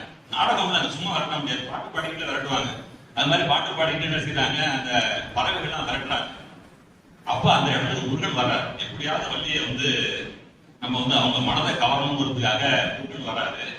முருகனா வராம வேடன் வேடத்துல முருகன் வர்றாரு. முருகன் வேடன் வேடத்துல விஸ்வநாதாஸ் வர்றாங்க. அப்போ ஒரு பாட்டுங்க, எப்பொழுதும் பாடிட்டு பாட்டு, கொக்கு பறக்குதடி பாப்பா, கொக்கு பறக்குதடி பாப்பா, நீயும் கோபமின்றி கூப்பிடடி பாப்பான்னு ஒரு பாட்டு பாடிக்கிட்டே இருக்காரு. இந்த பாட்டை என்ன செய்யறாரு, 2 வரி பாடினதுக்கு அப்புறம் 3வது வரியில இருந்து அப்படியே தலையில பரட்டி போறாரு. கொக்கு தான் வச்சுக்கிறாரு, ஆனா பாட்டோட கருத்து வேற. அடுத்தது என்ன பாடுறாருன்னா, கொக்கு என்றால் கொக்கு, நம்மை கொல்ல வந்த கொக்கு. இந்த கொக்கை என்ன செய்யறாரு, ஆங்கிலேயர்களுக்கு உருவகப்படுத்தி பாடுறாரு. கொக்கு என்றால் கொக்கு, நம்மை கொல்ல வந்த கொக்கு, எக்காலம் போட்டு நானும் இங்கே ஏய்த்து பிழைக்குதடி பாப்பா. வர்த்தகம் செய்ய வந்த கொக்கு, நமது வாழ்வை கெடுக்க வந்த கொக்கு, அக்கறை சீமை விட்டு வந்து கொள்ளை அடித்து கொடுக்குதடி பாப்பா. தேம்ஸ் நதிக்கரையின் கொக்கு, அது தின்ன உணவில்லாத கொக்கு, பொல்லா மாமிச வெறி பிடிச்ச கொக்கு, இங்கே வந்து பறக்குதடி பாப்பா. கொந்தளான மூக்குடைய கொக்கு, அது குளிர்பணி கடல் வாச கொக்கு, அந்தோ வழிகார பாப்பா. மக்களை ஏமாற்ற வந்த கொக்கு, அதன் மமதை அழிய வேண்டும் பாப்பா. வெட்கம் ஆணம் இல்லாத அந்த கொக்கு, இங்கே வழிய பறக்குதடி பாப்பா. பஞ்சாபில் படுகொலை செய்த கொக்கு, பஞ்சாபில் படுகொலை செய்த கொக்கு, அது பழி பாவம் பார்க்காத கொக்கு. அஞ்சாமல் பாஸ்கரன் தமிழ் பாடி அதை அடித்து விரட்ட வேண்டும் பாப்பான்னு பாடுறார். நாடகம் நடத்திட்டு வர வரைக்கும் அப்படியே அமைதியா இருக்காங்க எல்லாம். திடீர்னு பாட்டு அப்படியே கசன மாதிரி வெள்ளக்காரல தாக்கி போடும்போது பாத்தீங்கன்னா அந்த அரங்கமே பாத்தீங்கன்னா அதிர்ந்து விடுதுங்க. அப்படியே பாத்தீங்கன்னா சத்தம் போடுறாங்க. அப்படியே மக்கள்லாம் உணர்ச்சி வசமாயிடுறாங்க. நாடி நாமெல்லாம் முன்னேற அளவுக்கு ரொம்ப உருக்கத்தோட பாடுறாரு அந்த பாட்டை. எல்லாரும் உணர்ச்சி வசப்பட்டு போறாங்க. கைத்தட்டுல இந்த விண்ணை படம் சொல்லுவாங்கல்ல, அது மாதிரி இவங்க செய்யறாங்க. அந்த மாதிரி நிலவைக்கு ஒரு ஆளாக்கார எல்லாருமே ரொம்ப சிறப்பா பாடுறாரு. அதுக்கப்புறம் பாத்தீங்கன்னா இவரோட புகழ் மேலும் பரவுது. அது வரைக்கும் வந்த கூட்டம் பாத்தீங்கன்னா நாடகம்னால அந்த கூட்டம் அதுக்கப்புறம் 2 பங்கு 3 பங்கு ஜாஸ்தி ஆகிட்டே இருக்கு கூட்டம். நாடகம் கேட்க வந்ததை விட இவர் பாட்டு கேட்க வர்ற கூட்டம் ஜாஸ்தி ஆயிடுச்சு. நாடகத்துல உட்காந்து கவனிச்சுட்டே இருக்காங்க, எப்படா அந்த பாட்டு போடுவாரு, எப்ப பாட்டு போடுவாருன்னு கவனிச்சுட்டே இருந்து அந்த பாட்டை ஆரம்பிச்சாங்கன்னா பாவம் அந்த அரங்கமே கடற்கரை விடுது. அந்த அளவுக்கு ஒரு மக்களோட உணர்வுல தூண்டி விடுறாங்க. எல்லாம் பேசிக்கிறான். நடத்த ஒரு பாட்டு பண்ண மாதிரி பிரமாதமான பாட்டிய ரொம்ப சிறப்பா பாட்டாருங்க. இவரோட புகழ் பரவிக்கிட்டே இருக்கு. இவரு தமிழ்நாடு முழுக்க போய் பாடிக்கிட்டே இருக்க. புகழ் பரவிக்கிட்டே இருக்கு. அப்படியே மெதுவா ஆங்கில அரசுக்கு செய்தி போயிட்டே இருக்கு. இங்க ஒரு சிக்கல் பண்ணிட்டு இருக்காயா, நம்மளை எதிர்த்து பாடிக்கிட்டே இருக்கான், அவன் கொஞ்சம் கண்டிச்சு வைக்கணும்னு என்ன செய்யறாங்க, விஸ்வநாதாஸுக்கு ஒரு தடை உத்தரவு பிறப்பிக்கிறாங்க. விஸ்வநாதாஸ் இனி ஆங்கிலேயர்களை தாக்கியோ விடுதலை பற்றியோ எந்த பாடலையும் பாடக்கூடாதுன்னு ஒரு உத்தரவு போடுறாங்க. இவரு சொல்றாங்க எப்பதானே எழுதுனா கையெழுத்தானே அவனே எப்படி சொல்லுன்னு சொல்லிட்டு இவர் நான் செய்யற வேலையை செஞ்சுக்கிட்டே இருக்காரு. ஒரு நிகழ்ச்சி சொல்லணும்னா நெல்லையில கணபதி அரங்கம்னு வராரு. அங்க வந்து ஒரு நாடகம் போடுறாங்க. இதே வள்ளி திருமண நாடகம் தான். வள்ளி திருமண நாடகம் போட்டு நடந்துகிட்டே இருக்கு. அப்ப என்ன செய்யறாங்க, பாட்டு பாடுறாரு. இதே கொக்கு பறக்குதலை பாப்பான்னு பாட்ட ஆரம்பிக்கிறாரு. ஒரு 5-6 காவலர்கள் மேடையில் ஆறு உயர்ந்துடுறாங்க. வந்து நீங்க பாட்டு பண்ணதுக்காக உங்களை கைது செய்யறோம் சொன்னோன்னே எல்லாம் பாத்தீங்கன்னா அந்த அரங்கே நிசப்தம் ஆயிடும். இவர் பதட்டமே பண்ணல. அப்படிங்களா, யாருக்கு அரசு வாங்கிட்டு நீங்க விஸ்வநாத தாஸ் தான். விஸ்வநாத தாஸ் எங்க இருக்காரு? குருக்கள்லாம் கேட்டுருக்கேன் நான். குருக்களுக்கு அரசு வாரண்ட் வச்சிருக்கியா? அவங்கள பார்த்து கேட்கிறேன். விஸ்வநாத சார் இல்லைங்க, இங்க முருகன் தான். நான் வேலை தேசத்துல இருக்கேன். முருகனுக்கு அரசு வாரண்ட் வச்சுன்னா சொல்லு, நான் வரேன், நான் வச்சுட்டு போ. விஸ்வநாத தாசன் வச்சிருக்கேன், உரமா போய் உட்கார நேரம் நாடகம்லாம் நடத்தி முடிச்சுட்டு வரேன். என்னோட வேஷத்தை கலைச்சிட்டு விஸ்வநாத தாசா வருவேன் நானு. அப்ப என்ன கைது பண்ணீங்கன்னு சொல்றாங்க. அவங்களுக்கு வேற வழி இல்லை. மக்கள்லாம் வேற சத்தம் போட ஆரம்பிச்சுறாங்க. அது ஓரமா உட்கார்ந்துருக்காங்க. நாடகம் முடிகிற வரைக்கும் காவலர்கள் காத்துட்டு இருக்காங்க. அந்த நாடகம் எல்லாம் முடிஞ்சு இவர் வெளில வந்தோன்னா இவரை கைது பண்ண போறாங்க. என்ன உங்களை கைது பண்ண வந்திருக்கோம், எதுக்குன்னு பாட்டு பண்ணீங்கன்னு. நான் எங்க பண்ணேன், முருகன்ல பண்ணாது, நீ என்ன கைது பண்ண வச்சிருக்கீங்க? காவலர்கள்லாம் குழந்தை போறாங்க. நம்மளுக்கு குழப்பறான்னு பார்த்து எல்லாம் நீரா ஒண்ணுதான் பானையில எடுத்துட்டு போயிடுறாங்க. கைது பண்ணி அழைச்சிட்டு போயிடுறாங்க. அடுத்த நாள் வந்து நீதிமன்றம் இருக்கிறாங்க. 1 வருடம் சிறை தண்டனை. பாட்டு பாடுறதுக்கு நீதிபதி 1 வருஷம் சிறை தண்டனை போட்டு வேலுவத்தியில கொண்டு போடுறாங்க. அதற்கு பிறகு ஒரு எப்ப நாடகம் போட்டாலும் சரிங்க, சாயந்தரம் நாடகம் போடுவாரு, இரவு கைது பண்ணுவாங்க, அடுத்த நாள் காலையில போய் நீதிமன்றத்தில் கொடுத்துவாங்க. அபராதம் கட்டிக்கிறேன் பாரு, அபராதம் கட்ட முடியாது இருப்பாரு. 1 ஆண்டு சிறை தண்டனை, ஜெயிலுக்கு போயிடுவாரு. திரும்ப நாடகம் ஒரு ஜெயில இருந்து 1 வருஷம் கழிச்சு வருவாரு. ஒரு 4-5 நாள் முயற்சி பண்ணி எல்லாத்தையும் ஆளை ஒருங்கிணைச்சு ஒரு நாடகத்தை தயார் பண்ணி போடுவாரு. ஆனா இரவு கைது பண்ணிடுவாங்க, திரும்ப ஜெயிலுக்கு போயிடுவாரு. அபராதம் கட்ட முடியாது. பல நேரத்தில் ஒரு நண்பர்கள் என்ன செய்யறாங்க, அவங்க போய் அபராதம் கட்டுறாங்க. வெளில வாயா நாடகம் போடணும், அந்த நாடகத்தை நம்பி இருக்க பல பேர் இருக்காங்க, எல்லாரும் குழந்தை கட்டு பாவான்னு அவங்க அபராதம் கட்டுறாங்க. எவ்வளவு தடவை கட்டுவாங்க? முடியவே முடியாத ஊதியம் இருக்கிறாரு, சிறைக்கு போயிட்டே இருக்காரு. 1 நாள் நாடகம், 1 வருடம் சிறை. இப்படிதான் என்னோட வாழ்க்கை நடந்துகிட்டே இருக்கு. இதே மாதிரி போகும்போது பாக்குறாங்க, இவங்க எதுக்குமே அடங்க மாட்டேங்கிறாரு போல இருக்குன்னு சொல்லிட்டு ஒரு தடவை இவர் மேல வந்து தேச துரோக குற்றத்தை வந்து சுமத்துறாங்க. வாபசி மேல சுமத்துனாங்க. அதே தேச துரோக குற்றத்தை இவர் மேல சுமத்தி கோர்ட்ல கொண்டு நிறுத்திடுறாங்க. அந்த நீதிமன்றத்துல அந்த வழக்கு விசாரணைக்கு வரும்போது இவருக்காக ஆஜராக வந்தவர் யாருன்னு பாத்தீங்கன்னா கப்பல் வட்டி தமிழன் செகலி கிருஷ்ணன் வாவுசி வந்து வாதாடாக இருப்பாங்க. நிச்சயமா அந்த புத்தகத்துல வாதாடம் இருக்குல்ல, அவரே வந்து வாதாடி இருக்காரு. அவர் வெற்றி பெற்றாரா நாங்க செய்த புத்தகத்துல இல்ல, நிச்சயமா அவர் ஜெயிச்சு கொடுத்திருக்காரு. ஏன்னா அவர் தோத்துக்கு வந்தா 40 வருஷம் கூட சொல்லியிருப்பான். விஸ்வநாத தாசர் வாழ்க்கை அன்னைக்கே முடிஞ்சுட்டு இருக்கும். ஆனா திரும்ப நடக்க போறாரு. அப்ப விஸ்வநாத தாஸுக்காக வாவுசி வந்ததை வந்து ஆஜராகி வாதானதை பார்த்துங்க தமிழ்நாடே நெகிழ்ந்து போயிடுச்சுன்னு எழுதியிருக்காரு. அந்த காலகட்டத்தில் பாத்தீங்கன்னா விஸ்வநாத தாஸோட நிலைமையும் வாவுசியோட நிலைமையும் ஒண்ணுதான். இவர்கிட்டையும் ஒண்ணு இல்ல, சம்பாதிச்சது பூரா கொடுத்தாரு. 1 வருஷம் ஜெயிலுக்கு போனா யாருக்கு குடும்பத்துக்கு சாப்பாடு ஒண்ணு வந்து சாப்பிட்டு இருக்காரு. வாவுசி தன்னோட செல்வத்தை எல்லாம் இழந்துட்டாரு. வக்கீல் வாதானத்துக்கே ஒரு போராடி ஒரு வாய்ப்பு வாங்கிட்டு வர்றாரு. அப்ப 2 பேரோட நிலைமை ஒண்ணுதான். இந்த புத்தகத்துல பதிவு பண்றாங்க. அதை பத்தி போக முடியாத கோயிலுக்காக பச்சை கிளி பந்து பேசிய காட்சியை கண்டு நாடே மகிழ்ந்து பாராட்டினார். போக முடியாத கோயிலுக்காக பச்சை கிளி பகிர்ந்து பேசியதை கண்டு தமிழ்நாடே மகிழ்ந்து பாராட்டியது. இது மாதிரி ஒரு வாவுசி ஒருத்தர இவரை விடுதலை பண்ணி விடுறாருங்க. பிறகு 1932 என்ன செய்யறாங்கன்னா காவலர்கள்லாம் ஒவ்வொருத்தரையும் ஒரு நாடகம் போடுறாரு, நடிச்சதுக்கு அப்புறம் அவர் கைது பண்ணோம். இந்த மேடையிலே அந்த விடக்கூடாது இருந்தாலும் சொல்லிட்டு நாடகம் ஆரம்பிக்கிறதுக்கு முன்னாடியே பாத்தீங்கன்னா அந்த நாடக சுத்தி வளர்த்துறாங்க, விடக்கூடாது.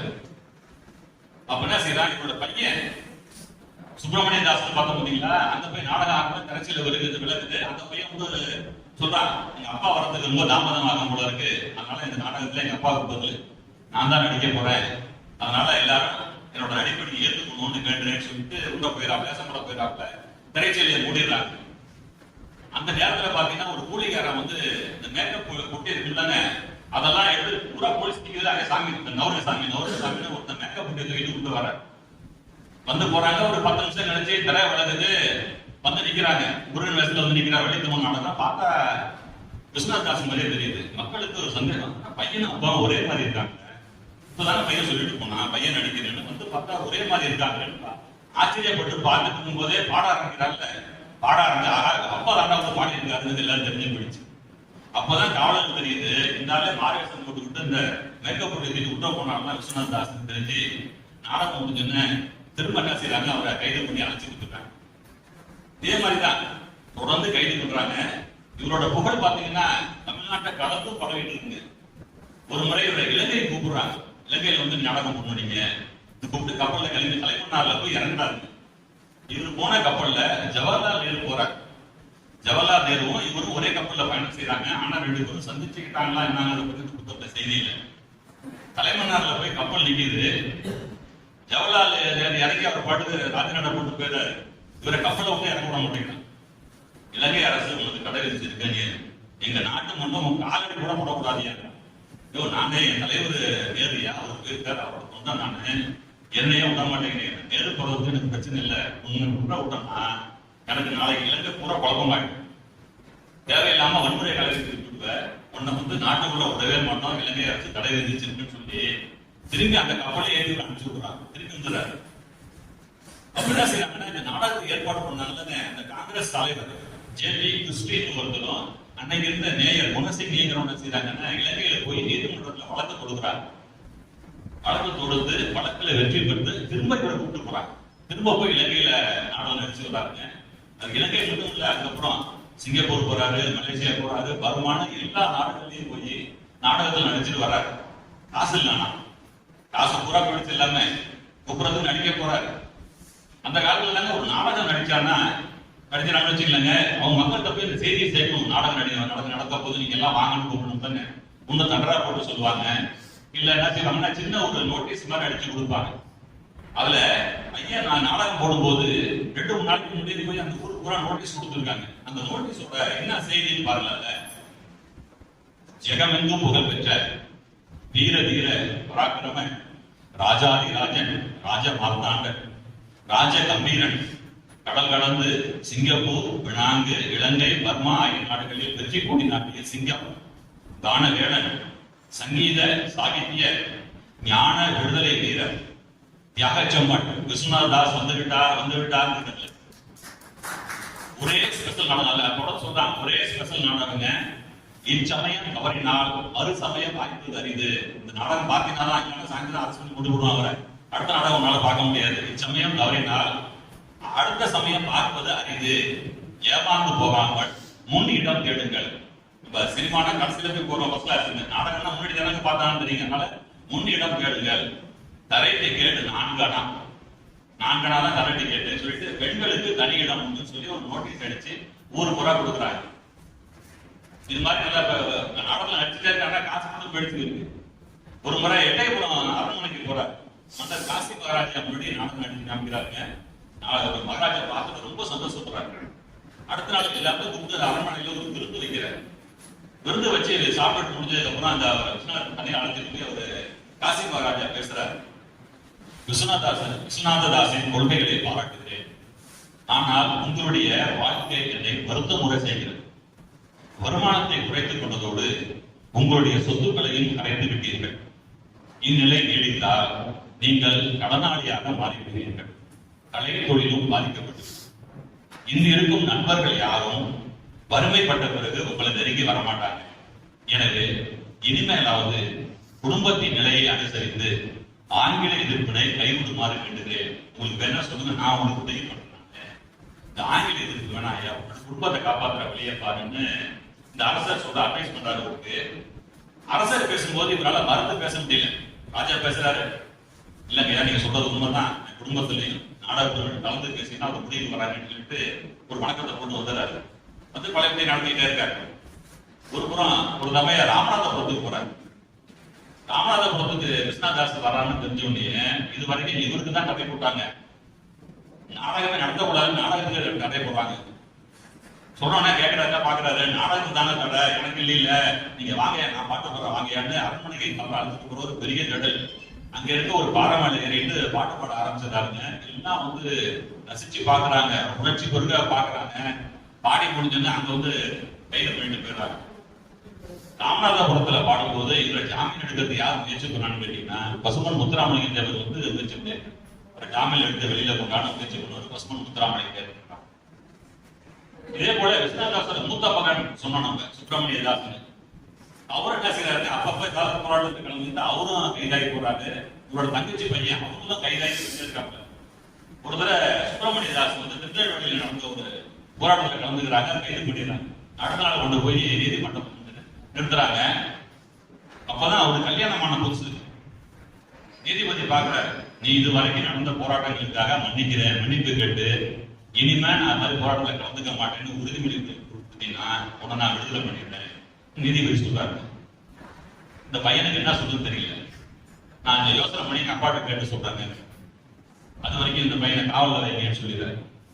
ஒரு காவலுக்கு வந்ததுக்கு அப்புறம் ஒருத்தர் கூப்பிட்டு அப்பாட்ட போய் கேட்டு வாங்குறாரு. இவருங்க இருக்காருங்க, அப்ப கடலூர் ஜெயில இருக்காரு. கடலூர் ஜெயிலுக்கு ஒரு ஆளை அனுப்புறாங்க. அங்க போய் மாதிரி சுப்பிரமணிய தாசரை கைது பண்ணிட்டாங்க, மன்னிப்பு கடிதம் எழுதி கொடுத்தா விட்டுறேங்கிறாங்க, உங்ககிட்ட என்ன செய்யலாம்னு கேட்டு வர சொன்னாங்க. ஒரு பேப்பர் முடியாது வாங்கி எழுதி கொடுக்குறாரு. அதை கொண்டாந்து பையன்கிட்ட கொடுக்குறாங்க. அந்த பேப்பர்ல எழுதியிருக்காங்க, மன்னிப்பு கடிதம் எழுதி கொடுப்பதை விட சிறையிலேயே செத்து மடியும் எழுதியிருக்காரு.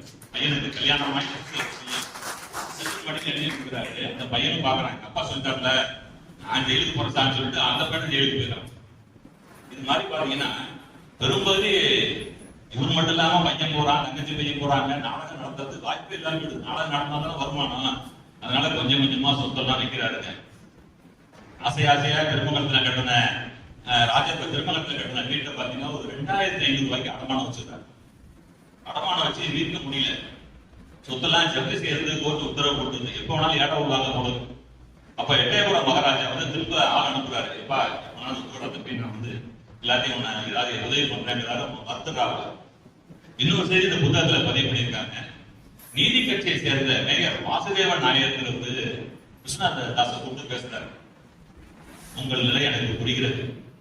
நீங்கள் காங்கிரஸ் கட்சியை விட்டு வெளியே வந்துவிட்டு உன்னையும் ஒன்று காங்கிரஸ் விட்டு வெளியே வந்துடுறீங்க. நீங்கள் இழந்த சொத்துக்கள் அத்தனையும் மீட்டு தர்றாங்க. அது மட்டும் இல்ல, ஒவ்வொரு மாதமும் ஒரு கணிசமான தொகை பென்ஷன் மாதிரி ஒன்று பணம் கொடுத்துட்டே இருக்கையா, நீ காங்கிரஸ் கட்சியை மட்டும் விட்டு வந்துருங்கிறாங்க. முடியாது, மறுத்துறாரு. நான் காங்கிரஸ் தான் இருப்பேன், இந்த நாட்டு மக்களுக்காக நான் நாடகம் போட்டுட்டு தான் இருப்பேன், பாடிக்கிட்டு தான் இருப்பேன், மறுத்துறாரு. எல்லா சொத்தும் கழிச்சு ஒண்ணுமே இல்லை இருக்கு. அப்ப ஒரு வாய்ப்பு வருது. சென்னையில 1940 சென்னை ராயல் அரங்கத்துல ஒரு 5 நாளைக்கு நாடகம் போடணும் இவங்க பேசுறாங்க. சந்தோஷப்படுறாரு. போய் இந்த 5 நாள் நாடகம் நடத்தி அந்த பணம் வந்துச்சுன்னா நம்ம இழந்த சொத்தெல்லாம் மீட்டுலாம் ஒரு நம்பிக்கை வருது. அப்படி நினைச்சு பாக்குறாரு. 5 நாள் நம்மள கைது பண்ணாம இருக்கணும்னு. கைது பண்ணா போயிடும். கைது பண்ணாம 5 நாள் நாடகத்தை நடத்தணும்னா நம்ம இது வரைக்கும் வந்த சொத்தெல்லாம் மீட்டுலான்னு ஒரு நம்பிக்கையோட கிளம்பி நாடகக்குழு வளர்த்து சென்னைக்கு போறாரு. இதே வள்ளி திருமண நாடகம் தான் முதல் காட்சியில திரை விளங்குது. ஒரு மயிலாசனத்துல முருகப்பெருமான் வேஷத்துல விஸ்வநாதாஸ் உட்கார்ந்து பாட ஆரம்பிக்கிறாரு. கம்பீரமா மாயா பிரபஞ்சத்திலேங்கிற ஒரு பல்லக்கியை எடுத்து பாட ஆரம்பிக்கிறாரு. அப்படியே அரங்கே நிசப்தமா இருக்கு. ஒரு 2 நிமிஷம் பாடுறாரு. அப்படியே பாத்தீங்கன்னா குரல் கொஞ்சம் கொஞ்சமா குறைஞ்சிட்டு வந்துருச்சு. அப்படியே மயிலாசனத்துக்கு முதல் தலை பாத்தீங்கன்னா லேசா சாயுதுங்க. உடம்பு அப்படியே மயிலாசனம் சரி ஆரம்பிக்கிறது. கீழே அவரை நம்பி சண்முகதாஸ் வந்து ஹார்மோனியம் வாசிச்சிருக்காரு. அவர் ஹார்மோனியத்தை வச்சுட்டு ஓடி போய் என்னான்னு அவரை தாங்கி பிடிச்சி கீழே படுக்க வைக்கிறாரு. தண்ணி தெளிக்கிறாங்க. நாடகம் பார்க்க வந்த ஒரு மருத்துவர் வந்து ஓடி வந்து முதலீடு செஞ்சு பார்க்கிறாரு. அந்த நாடக மேடையிலே அவரோட உயிர் இருக்கு. எந்த நாடகத்தை அவர் பெரிதும் பேசிட்டாரோ அந்த நாடக மேடையிலேயே எந்த நாடகத்தை அவர் நிறுவனாலே வள்ளி திருமண நாடகத்துல முருகன் வேஷம் போட்டு மயிலாசனத்துல இருக்கும் போதே அவரோட உயிர் பிரிஞ்சு போயிடுது. என்ன சேர்ந்து புரியல. எல்லாரும் ரொம்ப தகைச்சு போயிடுறாங்க. இவர் எங்க இறுதி சடங்கு செய்யறதுன்னு யோசனை பண்றாங்க. இவர் இறந்து போனது சென்னையில இறந்து போயிட்டாரு. வீடு எல்லாம் சிவகாசியில இருக்கு. இங்கேட்டு உடம்ப கொண்டு போனோம், அங்க கொண்டு போனோம்னால அதுக்கே ஒரு தனி செலவாகும். அதுக்கெல்லாம் வசதி இல்லை. அதனால நம்ம சென்னையிலேயே நம்ம தரணா செஞ்சிருக்கோம்னு முடிவு பண்றாங்க. இது இறந்து போனது என்னைக்குன்னா 1940ஆம் ஆண்டு டிசம்பர் 31ஆம் நாள். அந்த கடைசி நாள், வருஷத்தோட கடைசி நாள்ல 41ஆம் நாள் ஜனவரி 1ஆம் தேதி இவருக்கு இறுதி கூறுவோம். எந்த மகிழாசனத்தில் மேல இவர் இறந்து போனாரோ அதே மகிழாசனத்தில் இவர் உட்கார வச்சு அலங்கரிச்சு அப்படியே இவர் என்ன செய்யறாங்க, சுடுகாட்டுக்கு அப்படியே ஊர்வலமா அழைச்சிட்டு போறாங்க. அந்த ஊர்வலத்துல பாத்தீங்கன்னா தீர சத்தியமூர்த்தி வந்து கலந்துருக்காங்க.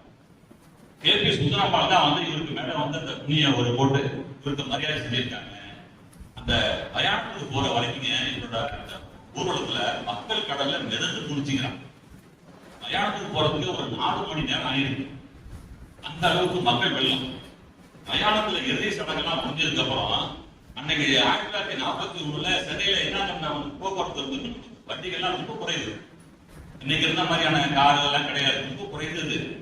அப்பயே சென்னை மாநகரத்துல அந்த போக்குவரத்து சீராகிறதுக்கு 7 மணி நேரம் ஆச்சு. அந்த அளவுக்கு ஒரு கூட்டம் 7 மணி நேரம் ஆயிடுச்சுங்க டிராபிக் கிளியர் ஆகிறதுக்கு. அந்த அளவுக்கு ஒரு பெரும் கூட்டம் வந்து இவருக்கு இறுதி மரியாதை செலுத்தியிருக்கு. விஸ்வநாதாசை எடுத்துட்டோம்னாங்க 1886ஆம் ஆண்டு பிறந்து 1940 இறந்து விட்டார். மொத்தம் 54 ஆண்டுகள் உயிர் வாழ்ந்திருக்கிறார். 13-14 வயசுலேயே ஒரு நாடகத்துக்கு வந்துடுறாரு. கிட்டத்தட்ட 40 ஆண்டுகள் நாடக துறையில இருந்திருக்காரு. இந்த 40 ஆண்டுகள்ல 29 முறை ஒரு கைதாகி சிறைக்கு போயிருக்கு. 6 மாசம், 1 வருஷம், எப்படி கணக்கு போட்டு பார்த்தாலுங்க ஒரு 15 to 20 வருஷம் இவரு சிறையில தான் இருந்திருக்காரு. இந்த 40 வருட கலை வாழ்க்கையில பாதி 20 வருடம் இவரோட வாழ்க்கை சிறையில தாங்க போயிருக்கு. அது மாதிரிதான் இவரோட வாழ்க்கை அமைஞ்சிருக்கு. இந்த முதல் பதிப்பு வெளி 1996 வரும்போது இவரே ஒரு வேண்டுகோள் வைக்கிறார். செய்திலாம் திரட்டும் போது திருமங்கலத்துல இருக்க அந்த வீட்டை போய் பாக்குறாரு. அந்த வீட்டை பார்த்து நான் கையெடுத்து கும்பிட்டேன்னு எழுதியிருக்காரு. ஒரு ஆசையா கட்டின வீடு பாத்தீங்கன்னா ஏலத்துக்கு போய் அந்த வீடு யாரையும் ஒரு நிர்வாகம் இல்லாம ஒரு பொது கழிப்பிடம் மாதிரி ஆகிப்படுச்சு. உள்ள போன நான் தான் தாங்க முடியல, அந்த அளவுக்கு இருக்கு. இந்த அரசுக்கு நான் வந்து ஒரு கோரிக்கை இருக்கிறேன், அந்த வீட்டை மீட் பண்ணணும். நீங்க வீட்டை மீட்டு எங்களுக்கு கூட கேட்கல, அவர் அரசியல் கூட்டு சொல்ல அதை வந்து விஸ்வநாதாசன் நினைவு இல்லை வைக்கணுங்க அரசு கோரிக்கை விட்டுருக்காருங்க. சமீபத்தில் 2-3 ஆண்டுக்குள்ள அந்த கோரிக்கை நிறைவேறி திருமங்கலம் வீட்டை அரசு மீட்டு அந்த இடத்துல விஸ்வநாதாசோட நினைவு வீட்டை அமைச்சிருக்காங்க. அங்க அவரோட மார்பளவு சிலையும் வச்சிருக்காங்கிறது இணையத்துல பார்த்தப்ப கிடைச்சிச்சு. அதனால நூலாசிரியர் மற்றவங்க எல்லாம் இருக்கு அந்த கோரிக்கையான தமிழக அரசு அண்மையில நிறைவேற்றி இருக்கு.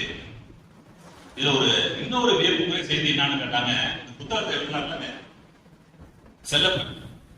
ஒரு பாரதிய ஞான ஒரு தந்தையாக ஏற்றுக்கலாம் பார்த்தோம். பாரதி பிறந்த நாளே இறந்து விட்டான்னு சொன்னப்பலங்க விஸ்வநாதாஸ் வந்து தான் பெரிதும் நேசித்த நாடகத்திலேயே தான் பெரிதும் விரும்பிய அந்த முருகன் வேடம் போட்டு இருக்கும் போதே மயிலாசனத்துல இறந்து விட்டார்.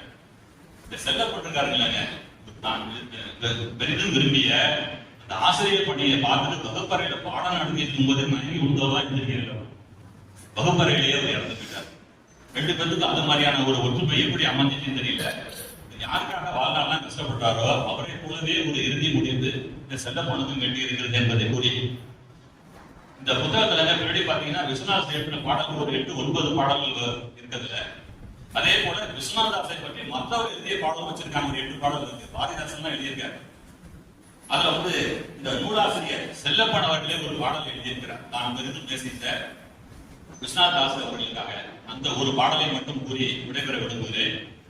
எழுதியிருக்காரு, நாம் அடிமை என்று நமக்கே தெரியாத அந்நாட்டில், நாம் அடிமை என்று நமக்கே தெரியாத அந்நாட்டில் வேற்று நாட்டவர் நம்மை ஆண்ட கதையை நாடகத்தோடு பாடி பாடி விடுதலை உணர்வும் வெள்ளையர் எதிர்ப்புணர்வும் வளர்த்த நாடக கலைஞர். நாம் அடிமை என்று நமக்கே தெரியாத அந்நாட்டில் வேற்று நாட்டவர் நம்மை ஆண்ட கதையை நாடகத்தோடு பாடி பாடி விடுதலை உணர்வும் வெள்ளையர் எதிர்ப்புணர்வும் வளர்த்த நாடக கலைஞர். ஆங்கில அரசை அகற்றுதல் வேண்டி அவேசமிக்க பாடல் பல பாடி கூடியிருந்தோர் நெஞ்சம் குமுற பாடி பறந்த பாட்டு புயல். வெள்ளை அரசாங்கம் பாடாதே என்று சொல்லும் பாடல்களைத்தான் பாடுவான். வெள்ளை அரசாங்கம் பாடாதே என்று சொல்லும் பாடல்களைத்தான் பாடுவான். பாடுகிறதுக்கு பரிசாய் வாய்த்தது சிறைவாசமும் அடிக்கடி அவனுக்கு. 29 முறை சிறை சென்று பொன்னான நாடக வாய்ப்புகள் போய் பொல்லாத வறுமையில் வாடியும் விடுதலை உணர்வு மட்டும் விலகவில்லை அவன் நிச்சயம்.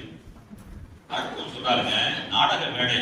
இந்த நாடக மேடை அவனுக்கு தேசிய மலர்வும் திறந்த வெளி பாடசாலைங்கிற நாடக மேடை அவனுக்கு தேசியம் வளர்க்கும் திறந்த வெளி பாடசாலை தேச விடுதலை அவன் கற்பித்த பாடம்.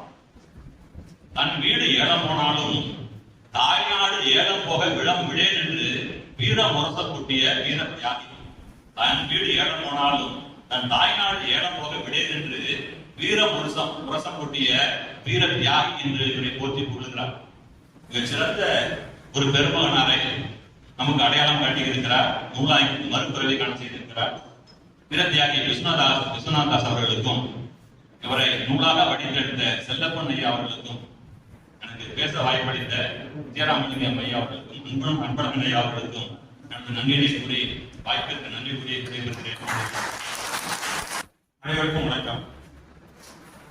ஒரே ஒரு செய்தியை மட்டும் உங்களோட பகிர்ந்து கொள்வதற்காக சொல்றேன். விஸ்வநாதாஸை பற்றி நான் திருச்சி ஆர்டியா ரேடியோவில் பேசுகிறேன். அவருடைய வாழ்க்கை வரலாறை திரட்டி அவரோடு அந்த நிகழ்ச்சியை பேசினேன். பேசிய பிறகு என்னுடைய வீட்டு தொலைபேசி எண்ணை இந்த செல்லப்பன் அவர்கள் பெற்று என்னோடு பேசினார். அப்பொழுது கேட்டார், இந்த செய்திகள்லாம் அப்ப இந்த நூலை அவர் எழுதி கொண்டிருந்தார். எழுதியிருந்தவ அந்த செய்திகள்லாம் உங்களுக்கு எங்கிருந்து கிடைச்சது அப்படின்னு சொன்னாரு. நான் பல கட்டுரைகள் எடுத்து தொகுத்து எழுதியிருக்கேன் அப்படின்னு. உடனடியாக என்னடா எனக்கு மஞ்சளுடைய அனுப்பி வைங்கள் என்று கேட்டார். அவருக்கு அந்த ஆசிரியருக்கு நான் அப்பொழுது அனுப்பி வைத்தேன். அது ஒரு தொடர்புடைய செய்தி. அதன் மேல் இவருடைய பேரன் போனேந்தி என்கிற ஒரு எழுத்தாளர், அவருடைய பையனுடைய பையன் என்று நினைக்கிறேன், அவர்களை பற்றி நிறைய செய்திகளை திரட்டி நிறைய கட்டுரைகளை அவர் எழுதியுள்ளார். அதுவும் கூட விஸ்வநாதாசனுடைய வரலாற்று ஆவணமாக இப்பொழுது கருதப்படுகிறது. நன்றி. இப்பொழுது அந்த தியாகியின் விஸ்வநாதாஸ் என்ற தியாகியுடைய வரலாற்றை எழுதிய செல்லப்பன் அவருடைய வாரிசு அம்மா அவர்களுக்கு இன்னொரு தியாகியினுடைய வாரிசு நினைவு பரிசு வழங்கும்படி அன்புடன் கேட்டு கரியாத காப்பி பக்கத்தில் இல்லைங்க.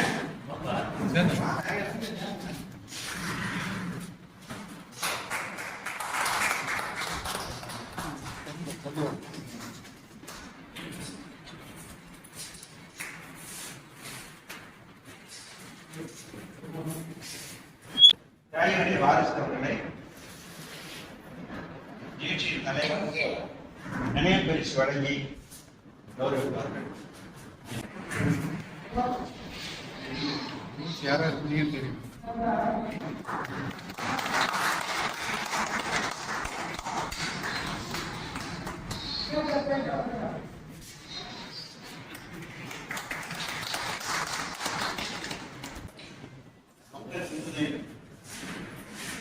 பேரவையின் சார்பில் நடந்து கொண்டிருக்கின்ற சுதந்திர தின விடுதலை நாள் நிகழ்ச்சியில் பங்கேற்க வந்திருக்கும் உங்கள் அனைவரையும்